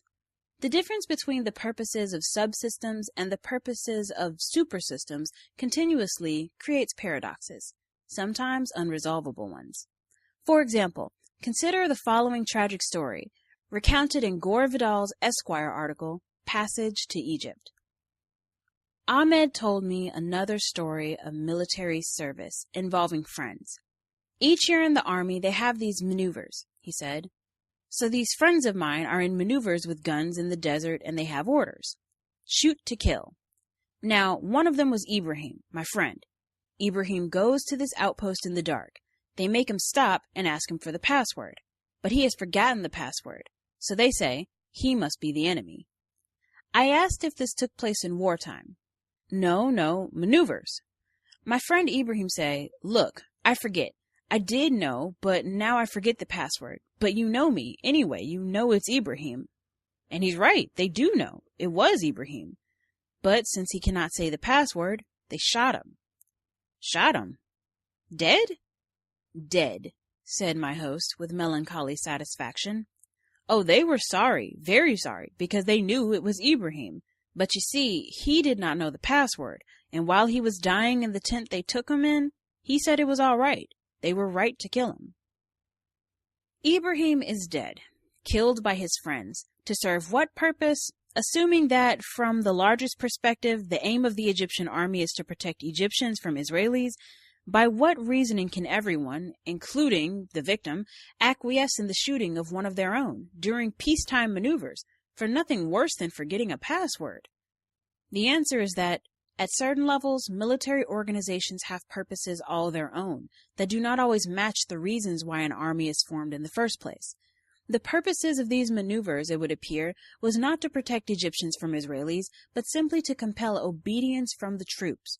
You might argue, of course, that extracting blind obedience from soldiers is a first step toward achieving an effective army. But most generals, I think, would disagree. They are apt to become very irritable when their own men deplete the size of their army, especially in peacetime. As a rule, generals want obedience and judgment together, and if I am wrong about Egyptian generals, perhaps we have one possible explanation as to why they have made so little headway against the Israelis in the past. In any event, we have here a case where the basic purpose of the larger system, to defeat other armies, is contradicted by the basic purpose of a subsystem, to achieve blind obedience, and such contradictions are frequently at the core of stupid or crazy talk. Incidentally, this particular case demonstrates many interesting cases of crazy talk, among which is the widely popular and almost always disastrous identification reaction, that is, thinking by definition. If you do not know the password, you are, by definition, the enemy. And if you are the enemy, you must, by definition, be killed. This is a form of craziness that occurs in many different semantic environments, and it invariably provokes intriguing questions. For example, suppose one of the soldiers in camp, let us say someone about to go to sleep, suddenly realizes he has forgotten the password. By definition, he is now the enemy. Should he shoot himself? After all, what can be more dangerous than to have the enemy sleeping among you? Well, if there is an Egyptian general anywhere who would say yes he should, then we know for sure why they have been losing to the Israelis. When you are in a situation in which communication has broken down, in which there is the strongest impulse to say that someone is talking stupid or crazy, even if it's yourself, you have then 3 questions to help you uncover the problem. Do the purposes of the situation contradict the purposes of the individuals functioning within it? Do the avowed purposes contradict those that can be inferred from the way events are actually going? Are there contradictions in the purposes of different levels and subsystems of the environment? If we add to these questions developed in the chapter, The Semantic Environment, are there 2 different semantic environments competing for control of the situation? And are they contradictory in their purposes? We will have covered some of the important sources of conflict concerning purpose. Conflict, of course, is the key word here. When there is no perceived conflict in purposes, there is usually no awareness of a problem. To Ibrahim's friends, and to Ibrahim himself, for example, no question arose so far as we know about stupidity or craziness. Killers and victims alike share the same assumptions about the purposes of the environment. It is only when someone looks at the situation from a different set of assumptions that a problem arises. We must keep in mind that stupid talk and crazy talk are, first and foremost, problems. As I have said previously, they are not facts, like whether it snowed last Tuesday or not. They are products of a conflict between 2 different assessments of a situation. Relationships. It's been a bad century for rules, or so it would seem, as everywhere political, religious, economic, and social arrangements have been found obsolete and rudely overthrown. But it is an illusion, this disdain for rules. As soon as one set of them is cast out, another is quickly put in its place. The anthropologists tell us that humanity is the tool-making species. No doubt, but humanity is also the rule-making species. Put 2 people together with a common purpose, and in 2 minutes they will turn themselves into an organization. Then they will produce a rule book, and soon after, a ritual or two to seal their bond. The scientific way to explain this instinct, for example, according to the anthropologist Edward Hall, is that man has a biological need to organize frames of reference in order to minimize his fear of isolation. An artistic way to put it, for example, according to the cartoonist Shel Silverstein, is to draw a picture which shows two emaciated men at the bottom of a 100-foot pit. The walls of the pit are made of smooth granite and are unscalable. Even a bird could not get out of the pit, because it is covered with an impenetrable steel plate. Moreover, both men are chained to one wall, held fast by manacles which bind their arms, legs, and torsos. One of them now turns to the other and, with an indomitable light shining from his eyes, announces, "Now here's my plan." This is as good a metaphor of humanity as any I know, for it conveys not only the desperation and absurdity of the human condition, but our unquenchable belief in the efficacy of order as a means of salvation. There is no such thing as an unstructured human situation, unless it be a madhouse. Indeed, we use the term madhouse to describe a situation whose structure we cannot discern, and the essence of a structure is, of course, rules.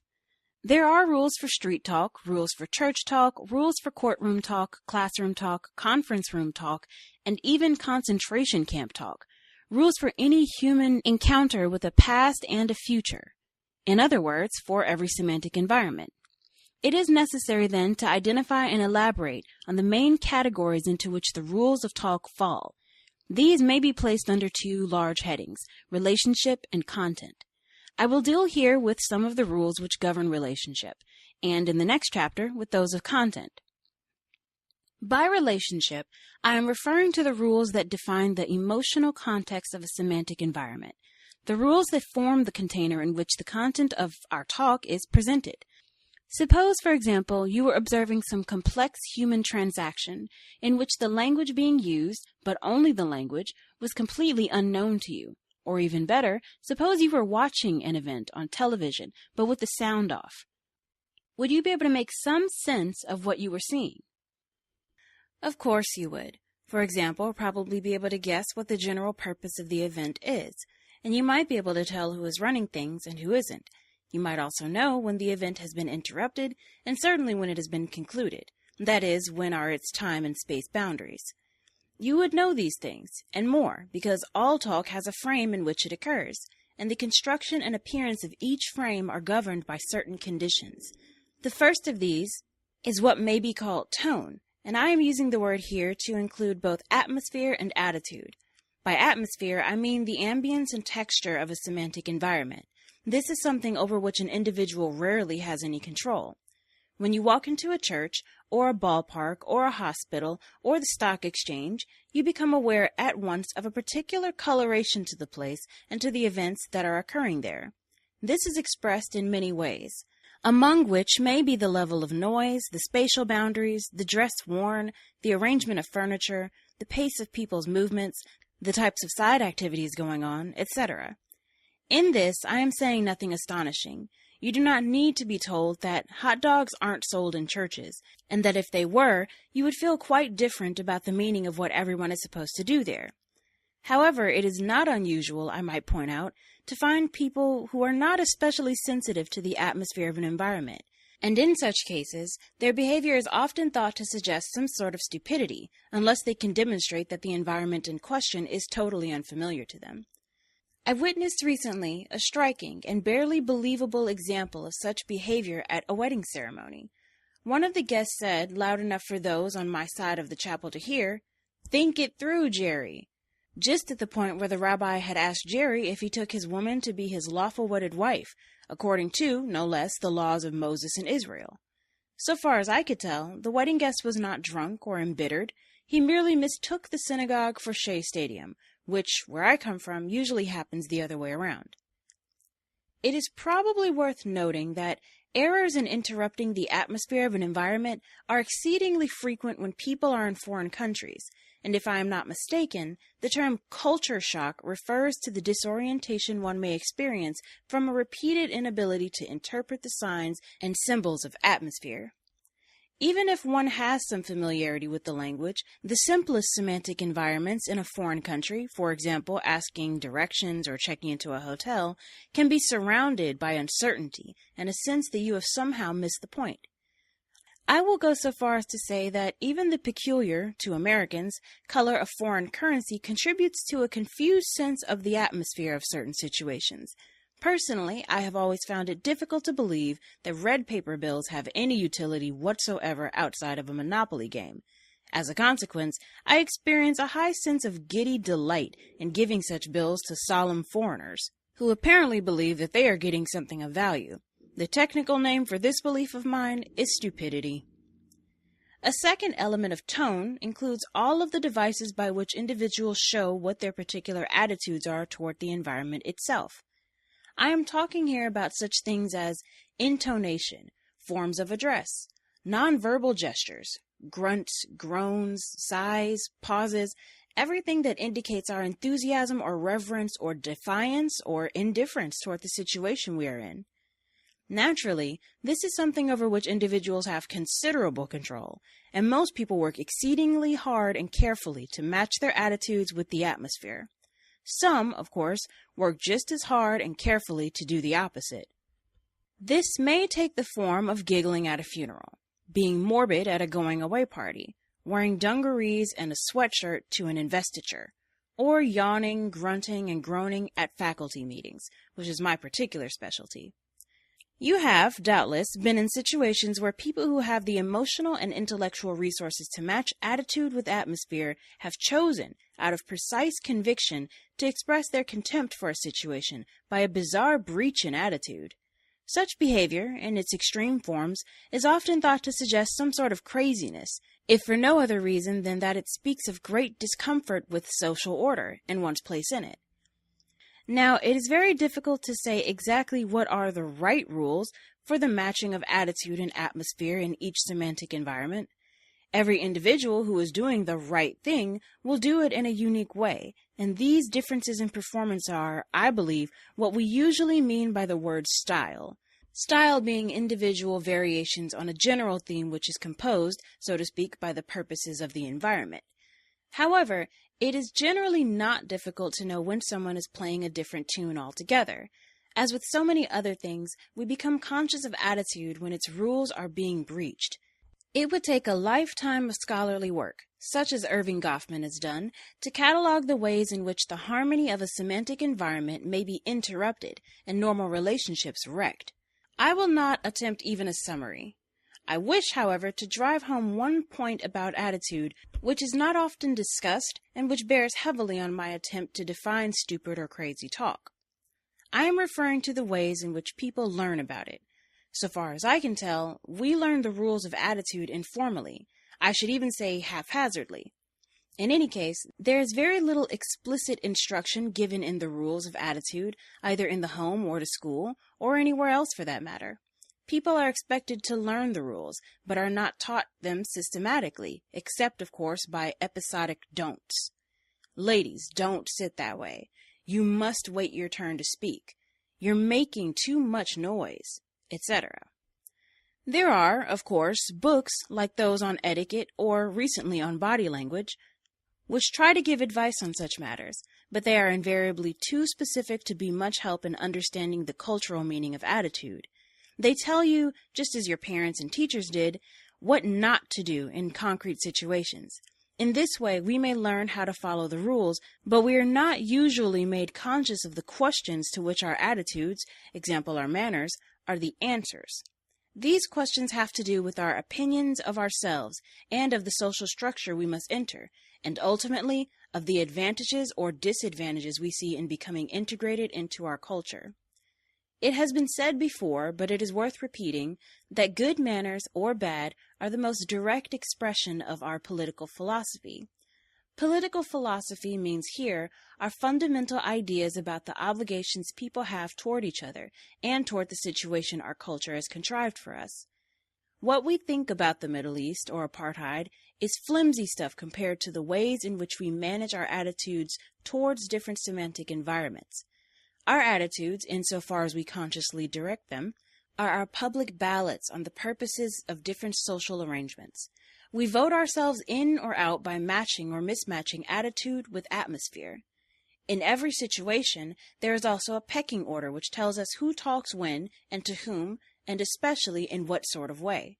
This pecking order may be called the role structure of the environment, and one elementary distinction ought to be made at once. There are semantic environments whose role structure is more or less fixed, and there are others whose role structure is quite fluid. In the first instance, individuals have little choice but to assume their assigned places. To do otherwise is to wreck the environment altogether. In a classroom, for example, students are not permitted to go to the bathroom unless given permission, will not, unless given permission, address the teacher by his or her first name, and will not even go to the chalkboard without specific approval to do so.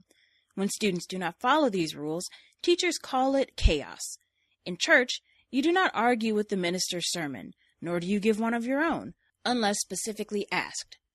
To assume a new role for yourself in situations where your role has been rigidly defined is an act of sabotage.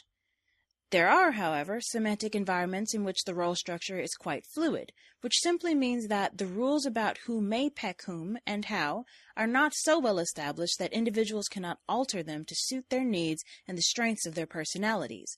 A first date between two people or a community meeting of some kind might be good examples. But, whether fixed or fluid, a role structure is always present, and ignorance of it is invariably dangerous. Let us suppose, for example, a man has been called for an audit by the IRS.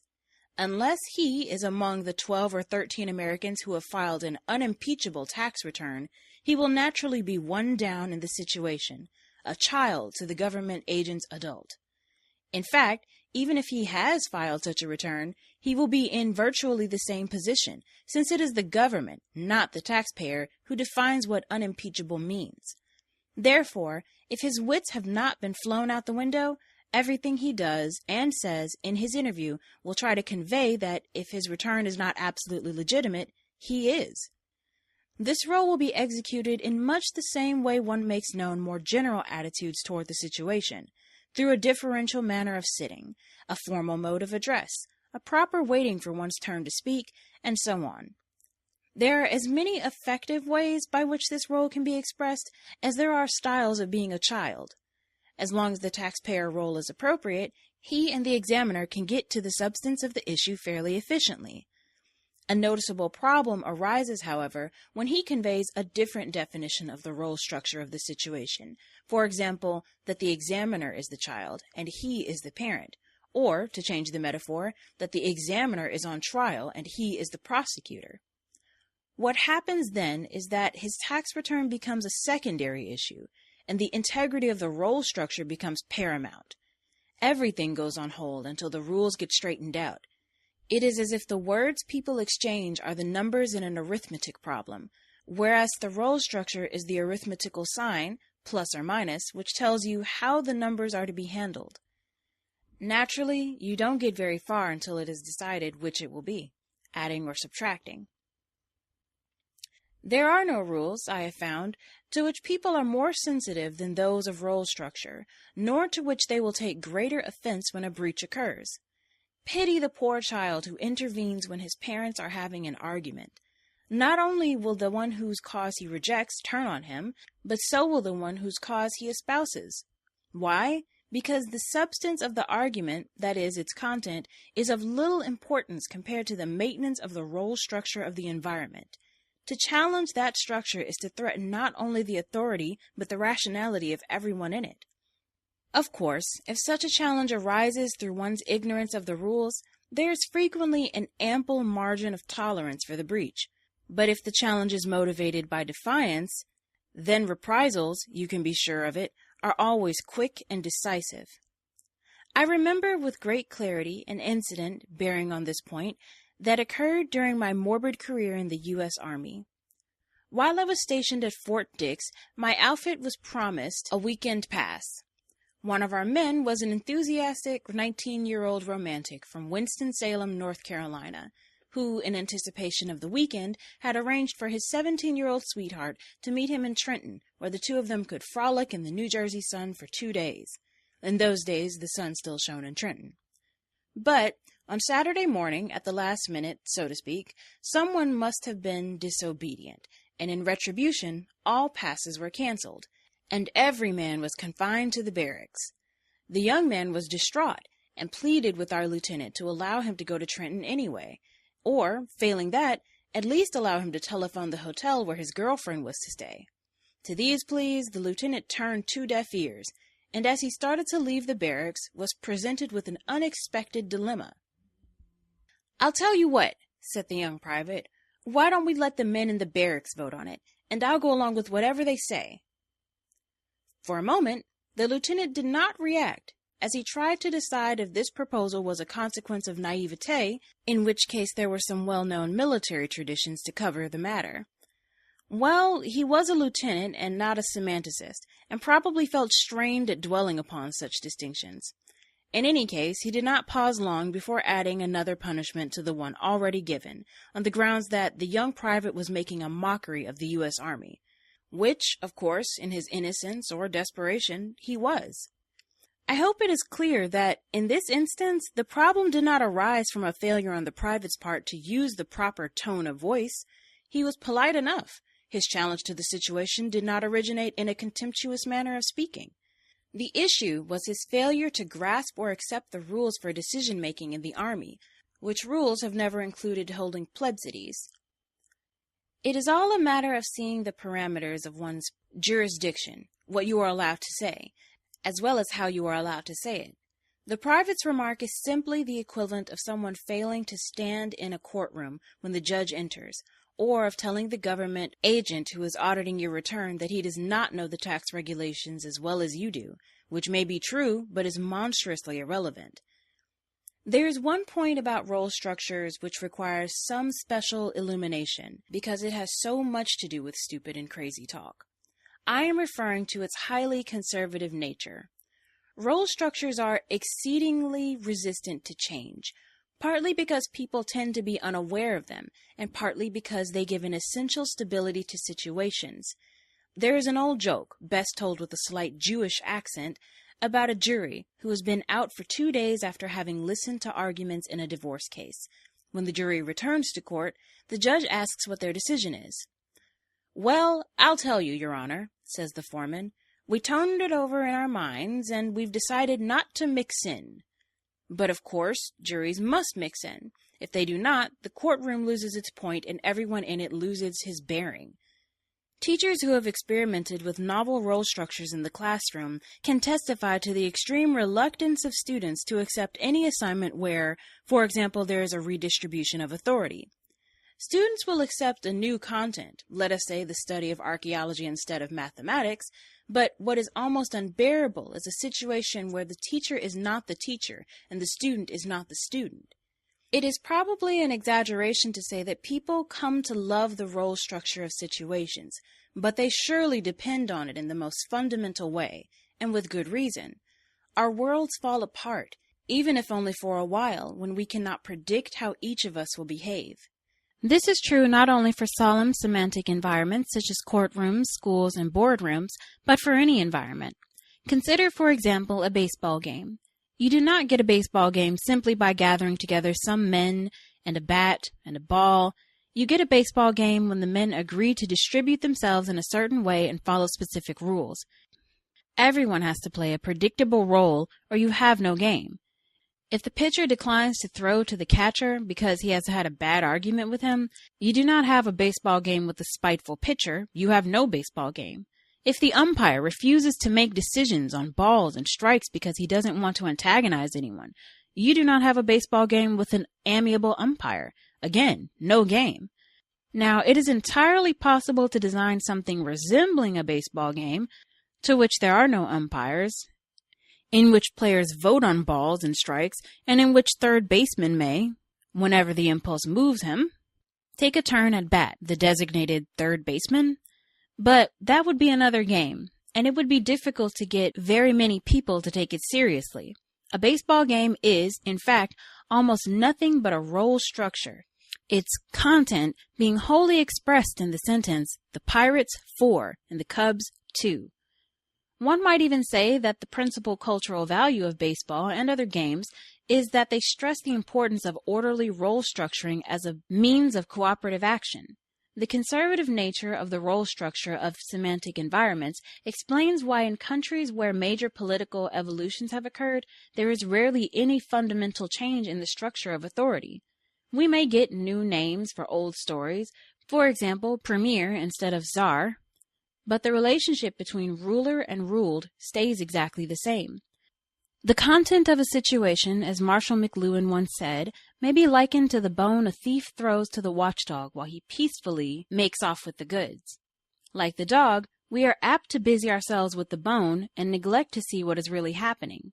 Writers like George Orwell and Arthur Koestler, who saw, for example, that the role structure of the political environment in Russia was the same after the revolution as before, were thought by many in the intellectual community to be reactionary spoilsports.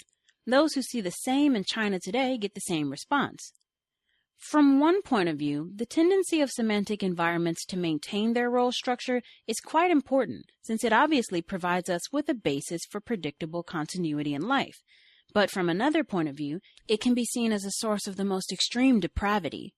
A few years ago, Professor Stanley Milgram conducted a now controversial experiment, which bears directly on this point. He arranged a situation in which people believed that they were to participate in a psychological experiment concerning memory and learning.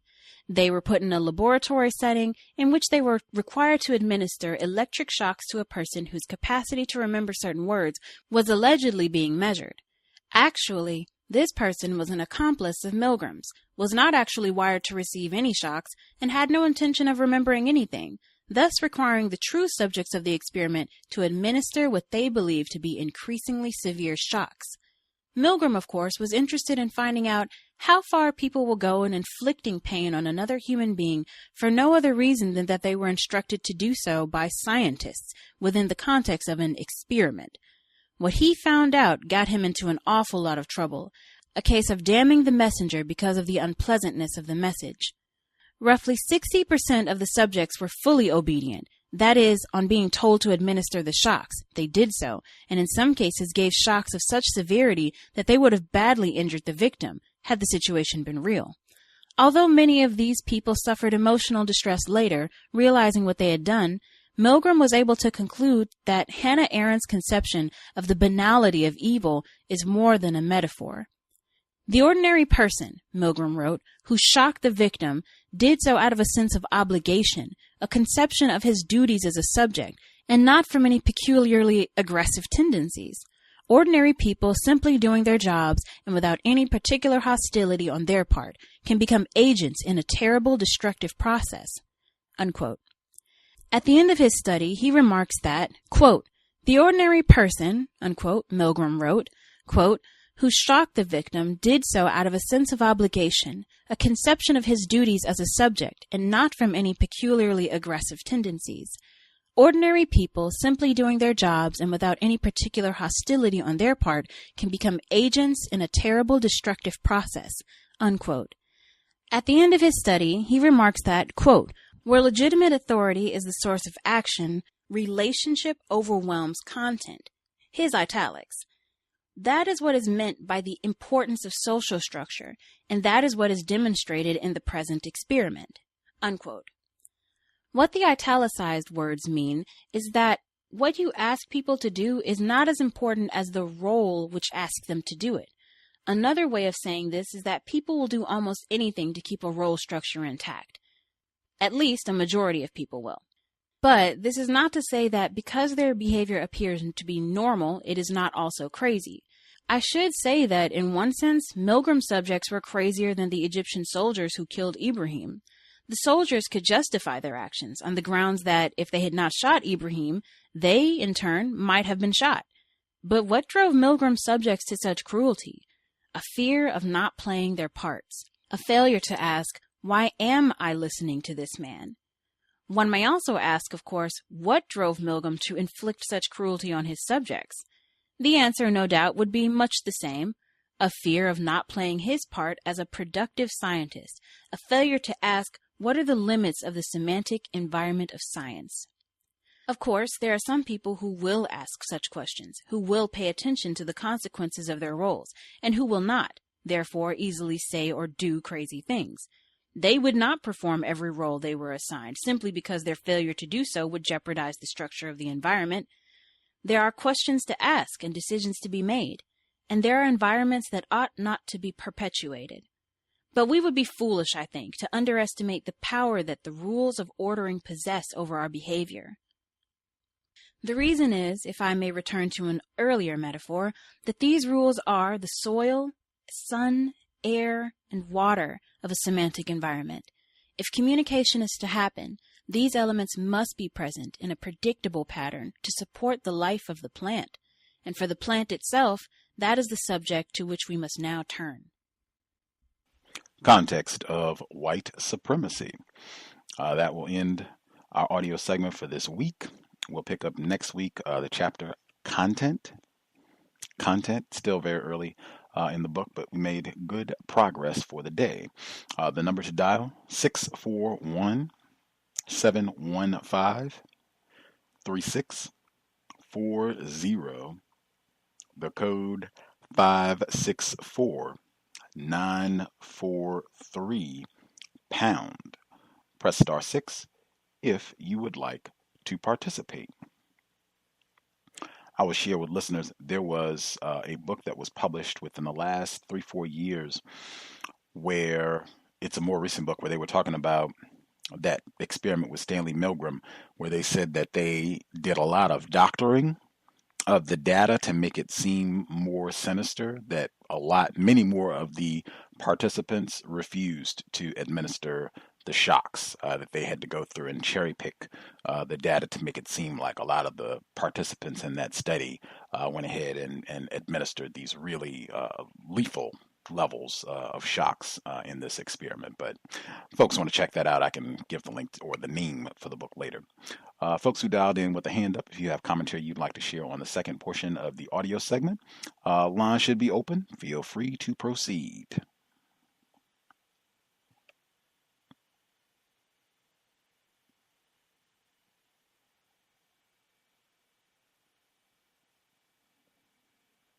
Folks that dialed in with a hand up have commentary? Can I be heard? Yes, ma'am. Okay. I was trying to get myself together, but I'll go ahead and speak, even though I'm not all the way together. There was actually another part that I wanted to mention from earlier on, and it was talking about control. I'm not 100% sure if anyone mentioned it, but he talks about control as, and I'll just read the quote. He says, "I mean by control is a thorough awareness of what is going on in a situation, including your own responses to it." And I think that that's important for at least for me. I'll just make it personal for me, because sometimes when I think about control, typically it's about like actually controlling the situation. And so like trying to make it be how I want it to be. And then if I can't do that, there's a lot of like tension present, because I can't control everything. I can't control anything actually. But having a different understanding or a different definition or a different perspective about control is, I think, healthy, that, control actually just through my awareness and being able to control my responses to things. But for the second part of the reading, I don't have pages like for where everything is, because I was just taking notes and listening while I was. But he talks about that humans have a biological need to organize frames of reference to. I know people will, just me saying that will probably like spark in people's minds where it is. So if y'all know, that's great. I don't remember exactly where he said that, but it was to pretty much, because to buffer against the fear of isolation. And I'm not so sure that that's true. I do believe that we have a biological need to organize, and not in the typical sense, like organize to make organizations, but I think it's in our nature. We're social creatures. And so I think we do have a biological need to organize, but I don't think it's a buffer against some fear of isolation. Just in like my very basic studying of stuff of like multicellular organisms and things like that, that we come together for different reasons. And the fear of isolation is, I know we have more complex thinking and all that, but I think to purport that as if that's fact, that that's why we come together, I feel like that's misleading. I think there are many other postulations as to why we feel the need to organize, and I'm not so sure that it's to buffer against some fear of isolation.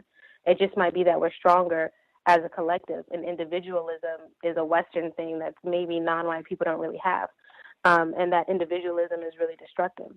But I thought when he talked about the red bills being from other parts of the world, I feel like he's showing his racism.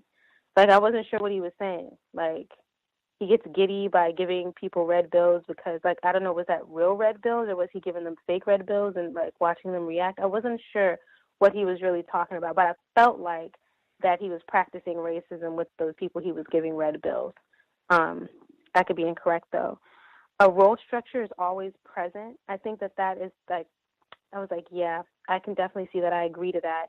And then he says to assume a new role for yourself in situations. I did write the page number for that. To assume a new role for yourself in situations where your role has been rigidly defined as an act of sabotage. And I feel that personally, and I see that outside of myself on many levels, that the minute, I think that's one of the things when we're talking about when we become codified and we start talking less and we stop engaging with white people and we begin to modify our behavior, that when we switch up, then white people begin to notice and then we deal with all of their violence and aggression. I think that's that our role has been clearly defined, and when we don't perform that role, it's an act of sabotage. And I just felt like he was talking about race, maybe not intentionally, that's what he was thinking about, but I took it that way. And then the last thing I wanted to say is there's a truth in the dependence developed on role structure. Okay. So what I was thinking here is that he said it a little later, so I'm not exactly sure where that quote is, but he's talking about that there's a dependence that people have on the roles that are structured in the social situation. And I think that there's some truth to that too. And I think that might be part of the reason, outside of the fact that we don't have a strong understanding of the system of white supremacy, but that we're dependent on the role, because without that role, we're not really sure how to be or what's going to happen, or, there's more safety in the role than there is in discarding the role and creating something new. So those are just a couple of the things that I wanted to mention. So thank you all for listening. Appreciate that, Emmy. If other listeners are with us, if you all have commentary that you would like to share, feel free. Line should be open.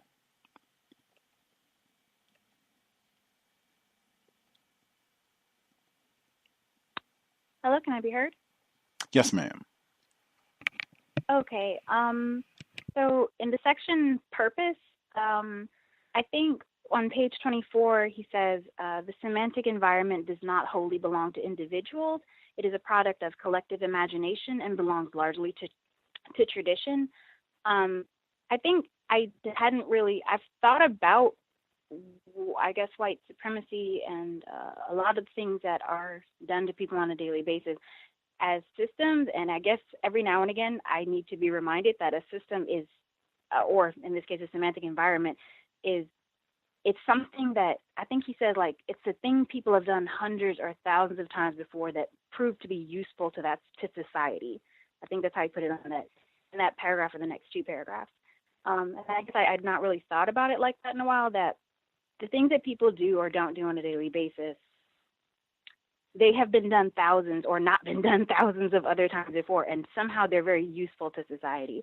So I think I always like to use the phrase, I don't like doing things that have been done before in terms of fighting and being, in terms of practicing counter-racism and trying to practice correct behavior and achieve justice.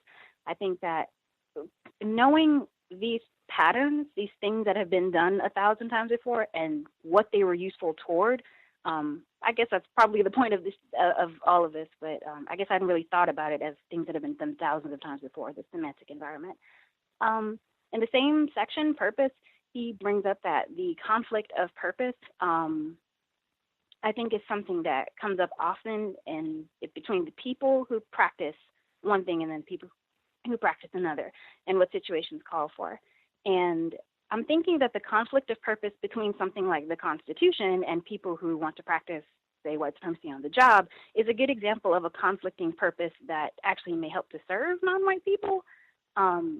And kind of looking for those conflicts of purpose. I mean, it's something that's said on, I think, the workplace episodes pretty regularly, but just to look for conflicts in, things that are said in rule books and things that are actually done. And I think, the Constitution is a good example. And I did like the emphasis on the section purpose on law, probably because a big part of law is deciding what the purposes of law should be and what they currently are. Like how Brown versus the Board of Education was supposed to reinterpret like prior law, like just a huge emphasis on words and law and how things are supposed to be executed and how they're not. I did like the emphasis on law in this section. Let's see. Oh, I guess as a final note, Black identity extremist. Looking forward to figuring out what that word means with this book on words and terms and the usage of language, and seeing how it's written and kind of comparing it to what I'm listening to. That's all I have so far. My notes are kind of muddled.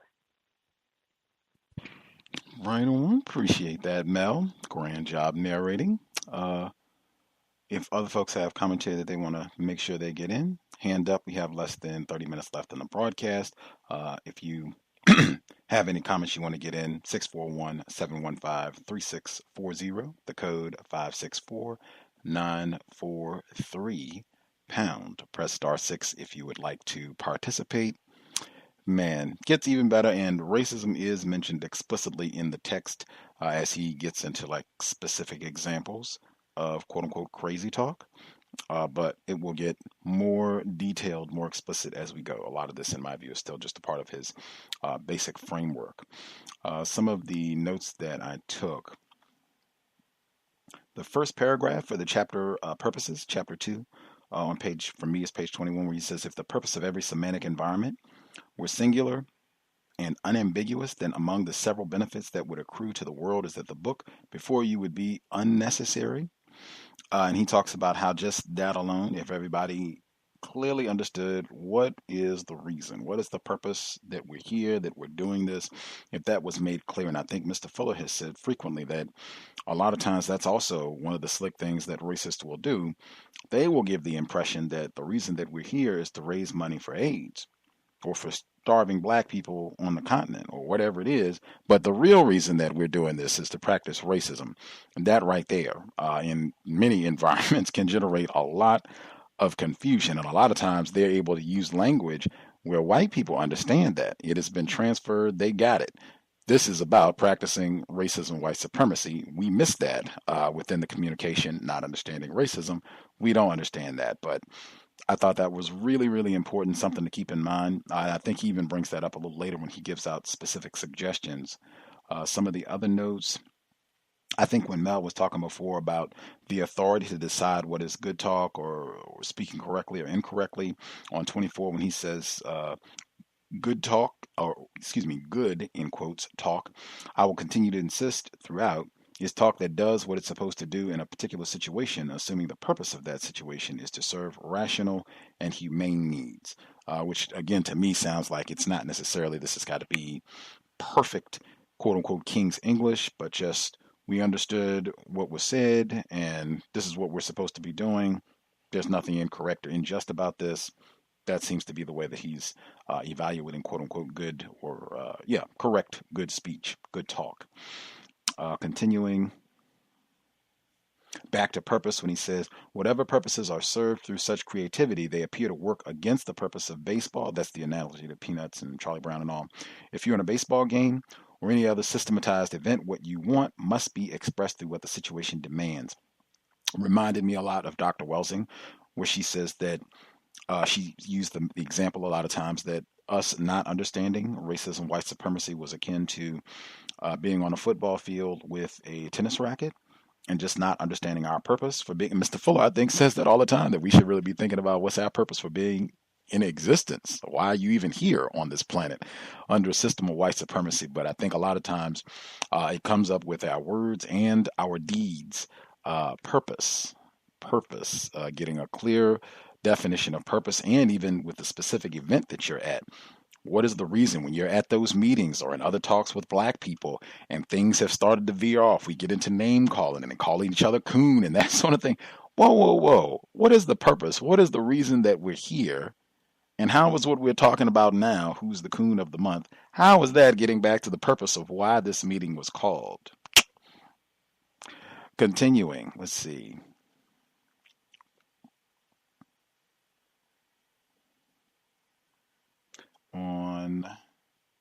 When he gets, for me, this is on page 30, kind of midway down, where he says, I'm not contending that conformity and obedience are in any sense worse purposes than diversity and independence. I'm only saying that sometimes the latter purposes are avowed, but the former are achieved, or vice versa. There is, in short, a difference between what people say they want to do or ought to do and what they are actually doing. That pops up all the time, I would say, especially when white people are supposedly talking about racism, where it might be stated that this is what they're doing, but that is not actually what is occurring. That sort of thing happens all the time. And again, just asking questions to make sure if it seems like what's being said and what's actually happening are not matching up.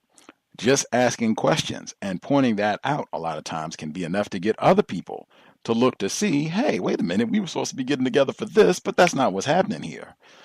Continuing. Let's see. On the notes that we get in section when... Oh, I thought this was great because he gave great suggestions on page 35, kind of midway down, when he says, when you're in a situation in which communication is broken down, in which there's the strongest impulse to say that someone is talking stupid or crazy, even if it's yourself, you then have 3 questions to help you uncover the problem. Do the purpose of the situation contradict the purposes of individuals functioning within it? Do the avowed purposes contradict those that can be inferred from the way events are actually going? Are there contradictions in the purposes of different levels and subsystems of the event? I think those are some good questions to keep in mind. There probably are even other good questions that you can ask and think of when it seems like there might be a problem with the language. Communication is not going well. To stop, what are we supposed to be doing here?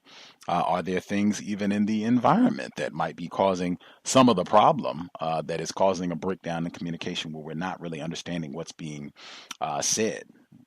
Just keeping that in mind on a consistent basis. And I would say, as folks that are supposed to be in the business of countering racism, that's the purpose. If it's something that we're involved in, this is supposed to somehow be connected to eliminating permanently racism, white supremacy. If we do not see a connection, then there should really be some, whoa, let's get back in the question lane. What is this for? What are we doing? What are we talking about? Because I'm not seeing an immediate connection. I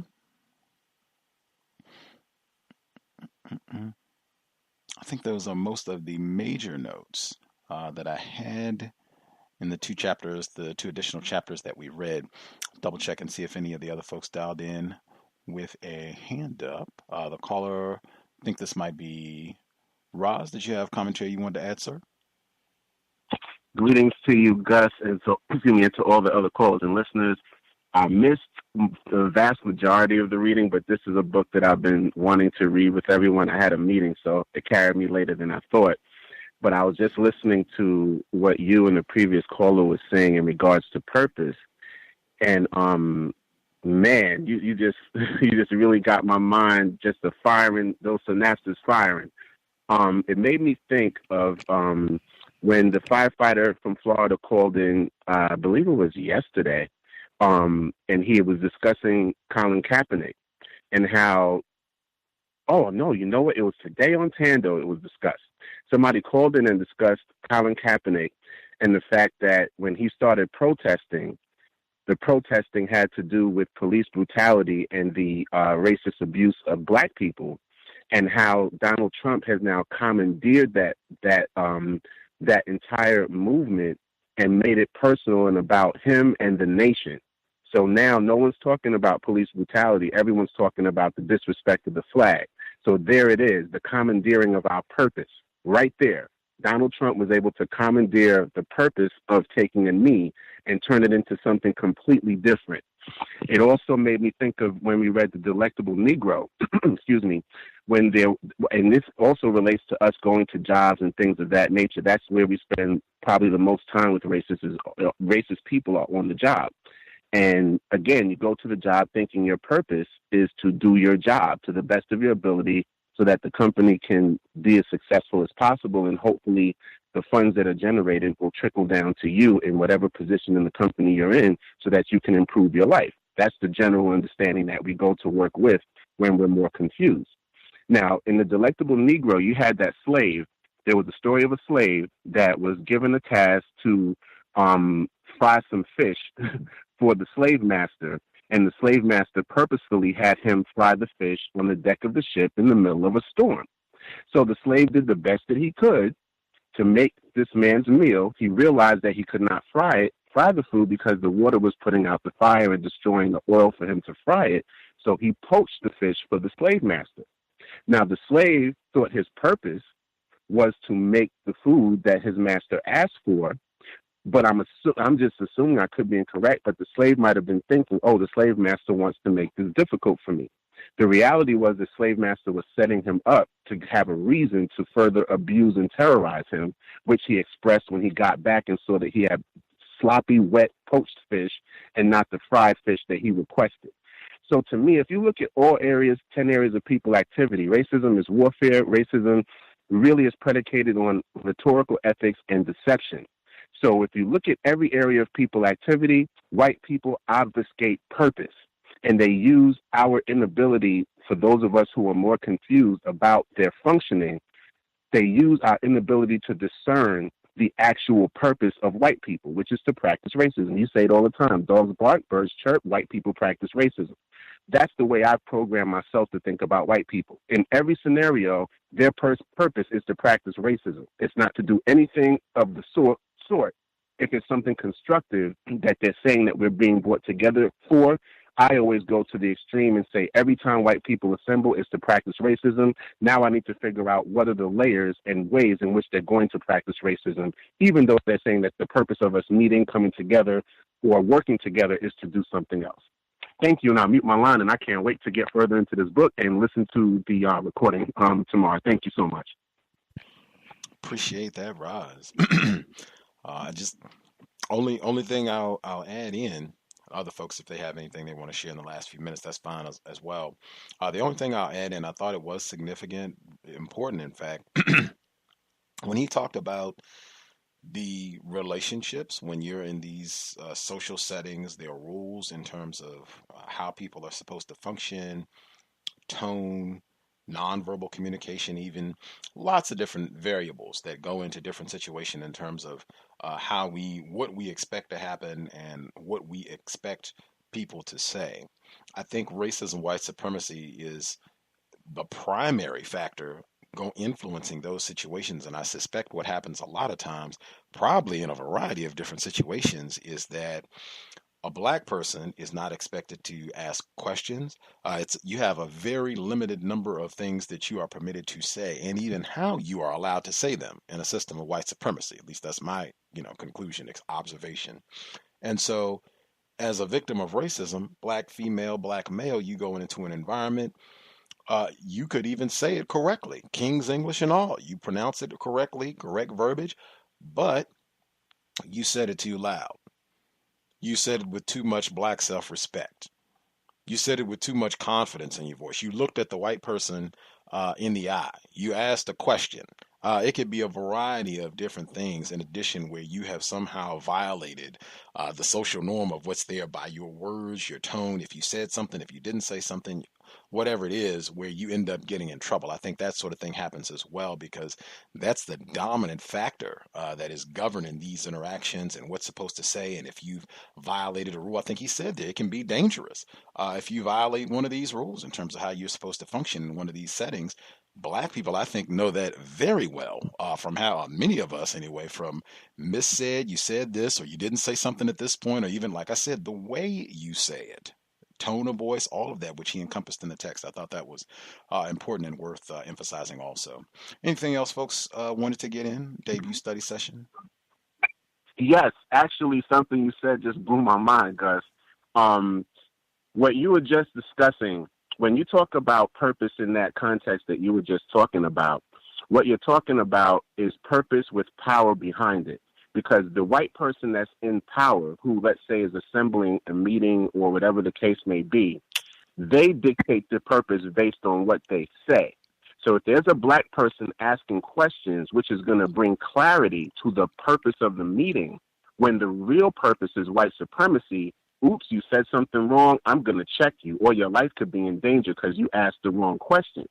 The questions that are being asked is allowing people to think in a counter-racist manner to really get to the real reason of the purpose of that gathering, not what the white person in power said. So what they do is, you're not supposed to ask any questions. It's the same thing when you go to church. If you ask questions about Jesus or the whole concept of Christianity, you're a blasphemer, because the purpose is to dominate and control you through white supremacy in Jesus' name. So if you ask questions, you're a blasphemer. Shut up, get out the church. And it's the same thing with how white people practice racism in specific settings. Because they're the most powerful people in the space, then they dominate by power. And the power is what gives them the ability to obfuscate purpose. Because if they can shut you up, then everything they say, they can execute their plans without any mistakes or any setbacks. But the moment somebody, especially black or non-white, starts asking the proper questions to discern honesty and truth, where the racism and the purpose is in regard to white supremacy being practiced is elucidated, then you're putting them in a position where they feel they have to violently shut you down, because you've now revealed truth in a way in which it exposes them for who and what they are. So it reminds me of Tim Wise. When you would talk to Tim Wise on those 5 occasions that he was on the show, and he's running around going to the vast majority of black churches telling black people he's a counter-racist white man, but he's never telling them, me, this white man is standing before you, I'm also racist too. He's making it seem like he's different from the rest of them. So the purpose is for this white man to come in like Jesus and save the day by telling black people stuff that they already know. It's just a white man saying it. Okay, these are the things that we're doing to you. Okay, so we start thinking, wow, he's a great white guy. He's cool. You know, he's telling the truth and da-da-da-da-da. But the reality is, the purpose is he's practicing refined racism too, because he hasn't told you the truth that he's racist. It took you on your show with Justice, I wonder how she's doing, I miss her so much, with Justice to expose him for who and what he was, just by asking the right questions and staying focused on white supremacy, which, if you look at white people, there's not an arena in which they don't practice white supremacy, even in their own relationships with other whites. When a white man marries a white person, kind of veered from the text a little bit. Oh, okay, my bad. I was just saying, well, the purpose, again, is just to dominate. So even in their personal relationships, they might think the purpose is we're married, we're a white man and woman, but they still try to dominate each other even in marriage. So everything about them is white supremacy and racism in some form or fashion. Thank you. I'm in my line. Indeed. Appreciate that, Roz. Did folks have any final comments they wanted to get in? We only have about 5-6 minutes left before we wrap up anyway. Anything folks wanted to get in before we wrap up first session on Mr. Neil Postman?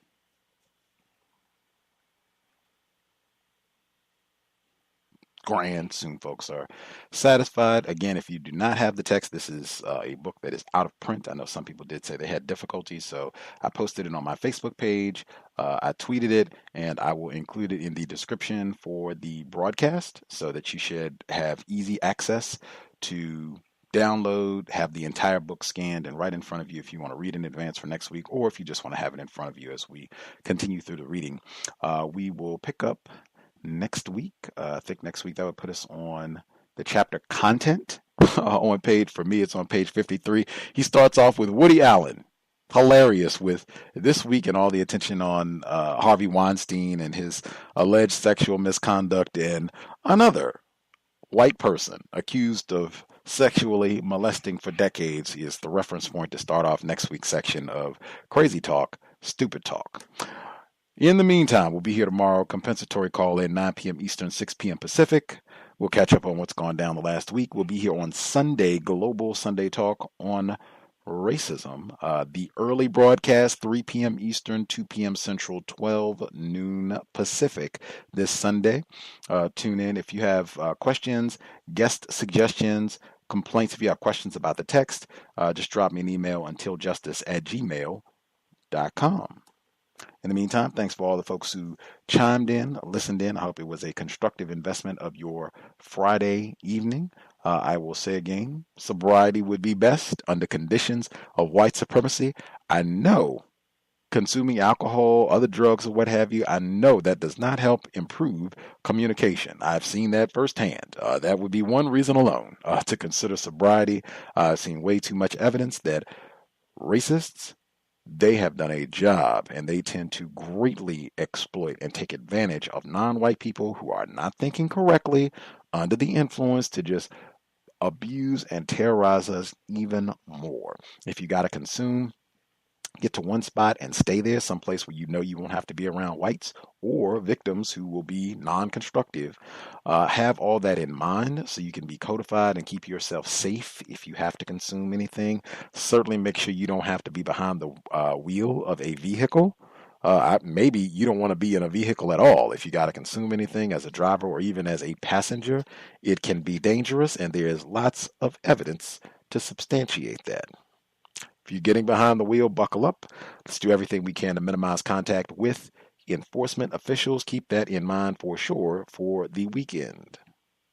That said, Creator, we ask that you help us remain patient with other black people, victims of white supremacy. We ask that you help us remain patient with ourselves. Remind us to demonstrate the highest levels of black self-respect at all times, in all places, each and every time we are in contact with another black person. It has been time. Replace white supremacy with justice immediately. Cows signing out. Thanks all for tuning in. Nigga, you so brainwashed. I'm a victim, brother. Problem. You're a victim. I'm a victim of 400 years of conditioning. Shut up. The man has programmed my conditioning. Even my conditioning has been conditioned.